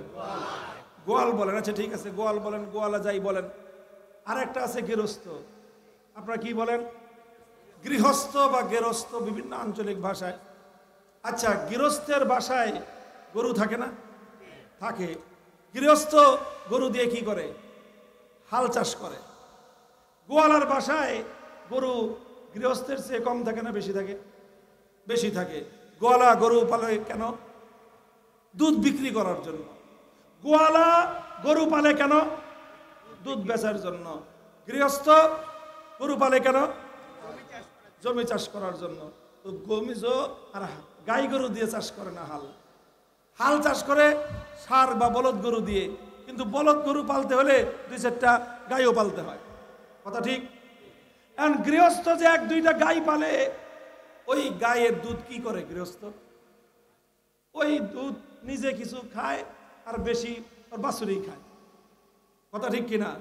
কারণ ওই দুধ দহন করে টাইম মতো বাজারে বিক্রি করতে হবে, গৃহস্থের সেই ধান্দা নাই। এই জন্য নিজে বাসায় বাচ্চা কাচ্চা থাকলে দুধ খাবে, আর ওই গরুর বাছুরি দুধ খায়। আর গোয়ালা কি করে? গোয়ালা তো দুধ মানে গরু পালেই দুধ বিক্রি করার জন্য। এই জন্য গোয়ালা কি করে? সকালবেলায় দুধ দহন করতে করতে টানতে টানতে টানতে টানতে দুধ যা ছিল ভিতরে সব বের হওয়ার পরে আর বের হয় না, বাতাস বের হয়, একটু পরে রক্ত বের হবে, তারপরে গিয়ে ছাড়ে। তারপরেও গোয়ালার মন ভরে না, এখনো পাতিল ভরে নাই, এখনো বালতি ভরে নাই। এরপরে গিয়ে আবার কতক্ষণ চাপ কলে দোয়া, কথা ঠিক? যাই হোক, আমানতদার গোয়ালা হইলে আর ওইটা করে না। কিন্তু ভালো হোক খারাপ হোক, সব গোয়ালাই সমস্ত দুধটুকু দহন করে নিয়ে যায় বাজারে বিক্রি করতে। এই জন্য গোয়ালার বাছুরের কপালে দুধ জুটে না, কথা ঠিক না বেঠিক? এখন গোয়ালার বাছুর আর গৃহস্থের বাছুর, বাছুর তো বাছুর, দুইটা এক মাঠে বিচরণ করে, দুজন একই বয়সের, দুইজনের মধ্যে খুব খাতির জমছে। এখন গোয়ালার বাছুর আর গৃহস্থের বাছুর মাঠে হাঁটতে হাঁটতে বলে যে, দোস্ত চলো এক কাজ করি, একটা আমরা কম্পিটিশন করি। কি করি? কম্পিটিশন, প্রতিযোগিতা দেই। এখন গোয়ালার বাছুর জিজ্ঞাসা করে, কি কম্পিটিশন দিবি? এখন গৃহস্থের বাছুর, সে তো দুধ খেয়ে হৃষ্টপুষ্ট, সে কয় আসো, ওই যে গোরশহীদ ঈদগাহ মাঠের শেষ মাথা 3 কিলোমিটার দূরে দেখা যায় একেবারে একটা গাছ, ভিটামাটি, এখান থেকে এক দৌড় দেই, কে আগে ওখানে পৌঁছতে পারে, এটাই হবে আমাদের কম্পিটিশন। কত খেয়ে রুষ্টপুষ্ট খালি দৌড়িতে মনে চায়। গোয়ালার বাছুর চিন্তা করে, তুই তো আধা কেজি সকালে আধা কেজি বিকালে দুধ খাও, আমার কপালে রাত দিন 24 ঘন্টা 1/2 টাক দুধ কপালে জুটে না। আমার শরীরে তোমার মতো এত এনার্জি নাই আমি এখান থেকে এত জোরে দৌড় দিব। ও জানে যে দৌড় প্রতিযোগিতা দিল নির্ঘাত হারবে। এই জন্য গোয়ালার বাছুর বলে যে, এত রোদ, এই রোদ্রের মধ্যে দৌড়াইতে হয় না, এই রোদ্রের মধ্যে দৌড়াইতে হয় না। তাহলে কি করবি? কয় আমরা অন্য একটা প্রতিযোগিতা দিই, অন্য কম্পিটিশন। কি কম্পিটিশন? আমিও বসি, তুইও বস, বসে বসে দেখি কে বেশি লেজ নাড়াইতে পারে। বুঝেন নাই কথা? লেজ নাড়ানো বুঝেন? বসে বসে, এটা বাংলা ভাষায় একটা প্রবাদ, বসে বসে লেজ নাড়ায়, মানে হলো যে অকর্মণ্য অলস, তার ব্যাপারে বলা হয় বসে বসে লেজ নাড়ায়। ভাই, গোয়ালার বাছুর শরীরে এনার্জি নাই, আর দুধ সব আর মালিক দহন করে নিয়ে বাজারে বিক্রি করছে, শরীরে এনার্জি নাই, শক্তি নাই, এই জন্য লেজ নাড়ানো ছাড়া আর কোনো উপায় নাই। গৃহস্থের বাছুর, সে তো দুধ পান করে হৃষ্টপুষ্ট, সে তো অলস না, বসে বসে লেজ নাড়ানো ওর ভাল লাগে না। ওর ভাল লাগে দৌড়াতে, ওর ভালো লাগে কর্ম করতে, ওর ভালো লাগে দৌড়ের প্রতিযোগিতা করতে। কথা বলেন ঠিক না বেঠিক? এখন অবস্থা হয়েছে আমাদের এই। আলহামদুলিল্লাহ, ইসলাম একটা হৃষ্টপুষ্ট ধর্ম। ইসলামের মধ্যে জীবনের সকল ব্যবস্থা আছে। ইসলামের মধ্যে রাজনৈতিক বন্দোবস্ত আছে, ইসলামের মধ্যে অর্থনৈতিক ব্যবস্থা আছে, ইসলামের মধ্যে রাষ্ট্র ব্যবস্থা আছে, ইসলামের মধ্যে নির্বাচন ব্যবস্থা আছে, ইসলামের মধ্যে সর্বশ্রেষ্ঠ বিচার ব্যবস্থা আছে। এই জন্য ইসলাম বলে আসো দৌড়ের প্রতিযোগিতা লাগাই, পৃথিবীতে সব প্রতিযোগিতা করি, আসো প্রতিযোগিতা করি সর্বশ্রেষ্ঠ শাসন ব্যবস্থা কারা উপহার দিতে পারে, আসো প্রতিযোগিতা করি সর্বশ্রেষ্ঠ অর্থ ব্যবস্থা কারা উপহার দিতে পারে, আসো প্রতিযোগিতা করি সর্বশ্রেষ্ঠ ব্যাংকিং ব্যবস্থা কারা উপহার দিতে পারে, আসো প্রতিযোগিতা করি সর্বশ্রেষ্ঠ মানব জীবনের পূর্ণাঙ্গ ব্যবস্থা কারা দিতে পারে, আসো প্রতিযোগিতা করি। ইসলামের এই প্রতিযোগিতার আহ্বানে সাড়া দেওয়ার সামর্থ্য ওই সকল অলস অকর্মণ্য যাদের ধর্মগুলোর মধ্যে সত্যিকার অর্থে আল্লাহর পক্ষ থেকে প্রদত্ত আদর্শ সংরক্ষিত নাই, সব নষ্ট আর ধ্বংস হয়ে গিয়েছে। এখন তাদের ধর্মে দুধ নাই, সব দুধ বাজারে বিক্রি হয়ে গেছে।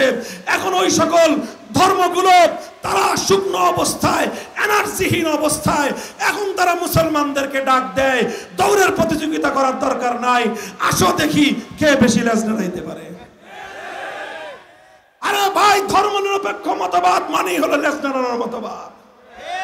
রাষ্ট্র থেকে ধর্মকে মাইনাস করবার ষড়যন্ত্র হলো লেজ নাড়ানোর ষড়যন্ত্র। আমরা ওপেন চ্যালেঞ্জ করে বলতে পারি আজকে तमाम পৃথিবীর এই যে পরিবেশ, আজকে গণতান্ত্রিক ব্যবস্থা বলেন, ধনতান্ত্রিক ব্যবস্থা বলেন, পুঁজিবাদী ব্যবস্থা বলেন, সমাজতান্ত্রিক ব্যবস্থা বলেন, সব ব্যবস্থার দিন শেষ। দুনিয়ার ধর্ম বর্ণ নির্বিশেষে 700 কোটি মানুষ যদি শান্তি চায়, নিরাপত্তা চায়, সোনার মদিনার ইসলাম ছাড়া বিকল্প কোনো রাস্তা নাই। হে বাংলার মুসলমান, হে আমার দিনাজপুর শহরের সচেতন মানুষ, আসুন একটা নতুন ধরনের স্লোগান তুলি আমরা। আমি স্লোগান তুলবো, আপনারা আমার সঙ্গে সঙ্গে সুর তুলবেন। লেজ নাড়ানোর দিন শেষ, ইসলামের বাংলাদেশ। কথা বলেন, লেজ নাড়ানোর দিন শেষ, লেজ নাড়ানোর দিন শেষ। যারা ধর্মনিরপেক্ষতার রাজনীতি করে, যারা বলে রাজনীতির মধ্যে ইসলামকে টেনে আনা যাবে না, যারা ইসলামবিহীন রাজনীতি করতে চায়, মুসলমানের ঘরে জন্ম নিয়ে যারা তাদের রাজনৈতিক ব্যবস্থাকে ইসলাম থেকে বিচ্ছিন্ন করেছে, দেখলেই কানের সামনে গিয়ে বলবেন, ভাই লেজ নাড়ানোর দিন শেষ। পারবেন বলতে? লেজ নাড়ানোর দিন শেষ। আলহামদুলিল্লাহ, আমরা লেজ নাড়ানোর কর্মহীন অলস ধর্মের অনুসরণ আমরা করি না। আমরা একটা কর্মের ধর্ম অনুসরণ করি, আমরা একটা কর্মর ধর্ম অনুসরণ করি, আমরা একটা সচল ধর্ম অনুসরণ করি, আমরা এমন ধর্ম অনুসরণ করি পৃথিবীর সব জায়গায় চলে, কোথাও গিয়ে আমার ধর্ম অচল হয় না। ভাই, আমার আর তোমার পূর্বপুরুষরা, এই যে আপনাদের এলাকার নাম গোরে শহীদ, মানে কি জানেন? গোরে শহীদ মানে কি? শহীদের কবর। আরে গোরে শহীদ মানে কি? গোর এটা ফার্সি শব্দ। তোর গোরে বাংলাতে অনেক জায়গায় গোর বলে কবরকে, গোরস্থান বলেন না আপনারা? গোরস্থান মানে কি? কবরস্থান। গোর মানে হলো কবর, গোরে শহীদ মানে হলো শহীদের কবর। শহীদের কবর, তার মানে এই এলাকায় কোথাও শহীদের কবর ছিল, হয়তো আপনি জানেন না, আমি জানি না। এই যে শহীদের কবর অর্থ কি? আরে ভাই, শহীদের কবর অর্থ কি? শহীদের কবর অর্থ হলো এই, তোমার এই জমিনে তোমার পূর্বপুরুষ হয়তো 200 বছর আগে, না হয় 300 বছর আগে, না হয় 500 বছর আগে আল্লাহর এই জমিনে আল্লাহর দ্বীন জিন্দা করার জন্য আল্লাহর জমিনে জীবন দিয়ে, রক্ত দিয়ে দ্বীনের ঝান্ডা সমুন্নত করে শহীদ হয়েছে। এই জন্যই তো গোরে শহীদ হয়েছে। কথা বলেন ঠিক না বেঠিক? কাজেই আমরা শহীদের সন্তান, তোমরা শহীদের সন্তান। আমার বাড়ি যেখানে আমার জন্মস্থান, ওটার নাম ঢাকার আজিমপুর গোরে শহীদ। আমিও গোরে শহীদে থাকি, তুমিও গোরে শহীদে থাকো। আমরা শহীদদের উত্তরসূরি। আমাদের পূর্বপুরুষরা কখনো অস্ত্র দিয়েছে এই মাটির জন্য, কখনো ঘাম ছড়িয়েছে এই মাটির জন্য, আর কখনো বুকের তাজা রক্ত দিয়েছে আল্লাহর জমিন, আল্লাহর দ্বীন জিন্দা করার জন্য। তারা একবার দিন জিন্দা করে দিল্লিকে হটিয়েছে, আরেকবার দিন জিন্দা করার জন্য কলকাতাকে লাথি মেরেছে। সবকিছু ত্যাগ স্বীকার করে এই মাটিকে তার আল্লাহর দ্বীন এবং ইসলামের জন্য মুক্ত আর আজাদ করেছে। কিন্তু দুঃখ এবং পরিতাপের বিষয়, এত রক্ত দিল, এত জীবন দিল সেই শহীদদের এই জমিনে, আজও আল্লাহর জমিনে, আল্লাহর এই মাটিতে আল্লাহর কোরআনের রাজ কায়েম হলো না। এটা আমাদের দুঃখের বিষয়, পরিতাপের বিষয়। কথা বলেন ঠিক না বেঠিক? তাই আজ নতুন বাংলার এই প্রান্তে দাঁড়িয়ে আমি একটা নতুন শপথ গ্রহণ করতে চাই। আমরা অনেক রঙের বাংলাদেশ দেখেছি বিগত 55 বছরে। প্রথমে একজন আমাদেরকে গান শুনিয়েছেন, সোনার বাংলাদেশ গড়বেন। এই কথা বলে তিনি যেই বাংলাদেশ গড়লেন, সেই বাংলাদেশের নাম হলো স্বৈরতন্ত্রের বাংলাদেশ। এরপরে আরেকজন আসলেন, তিনি বললেন নতুন বাংলাদেশ গড়বেন। নতুন বাংলাদেশের কথা বলে সেই পুরাতন চিত্র ছাড়া নতুন কিছুই আমরা উপহার পাই নাই। আরেকজন আসলেন, বললেন এবার হবে সবুজ বাংলাদেশ। আমরা পেলাম ধূসর বাংলাদেশ। এরপরে তো গান শুরু হলো ডিজিটাল বাংলাদেশ। ডিজিটাল বাংলাদেশে আমরা কি দেখলাম? বাংলাদেশের মানুষের কষ্টার্জিত সম্পদ যেই বাংলাদেশ ব্যাংকে সঞ্চিত থাকে, ডিজিটাল কায়দায় সেখান থেকে হাজার হাজার কোটি টাকা চুরি হয়ে যায়। ডিজিটাল কায়দায় আমার দেশের সম্পদ লোপাট হয়ে বিদেশে বেগমপাড়া গড়ে ওঠে।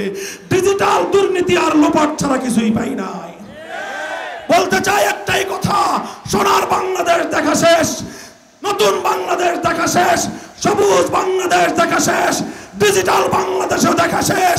এবার আমরা বাংলাদেশ দেখতে চাই ইসলামের বাংলাদেশ, আল কোরআনের বাংলাদেশ, খেলাফতের বাংলাদেশ।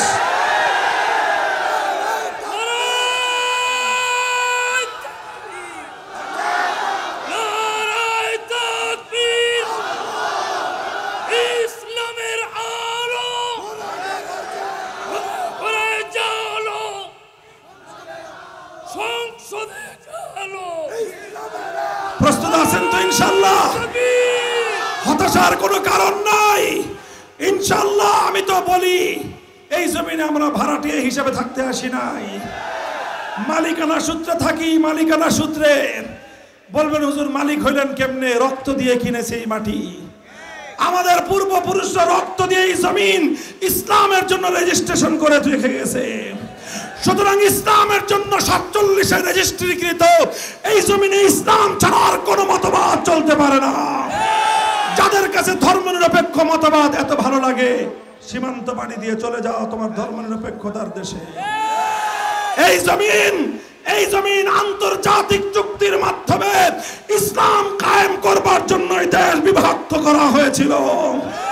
সুতরাং এদেশের চূড়ান্ত গন্তব্য সোনার মদিনার ইসলাম। শান্তিপ্রিয় ভাবে আমরা সেই ইসলাম কায়েম করতে চাই। এজন্য আমাদেরকে প্রথমে ঘাম ঝরানো পরিশ্রম করতে হবে। প্রস্তুত আছেন তো? রাতের আধারে চোখের অশ্রু ছেড়ে আল্লাহর দরবারে ফরিয়াদ করতে হবে। রাজি আছেন তো? মনে রাখবেন, ঘাম আর অশ্রুতে যখন কাজ হবে না, শহীদ গায়ে জমায়েত হতে হবে। প্রয়োজনে বুকের রক্ত দিতে হবে। মাথার কাপড়ের কাপড় বেঁধে আল্লাহর দ্বীন কোরআনের রাজ কায়েম করবার জন্য শহীদ গায়ে যেতে কারা কারা প্রস্তুত আছেন? হাত তুলে শপথ করে।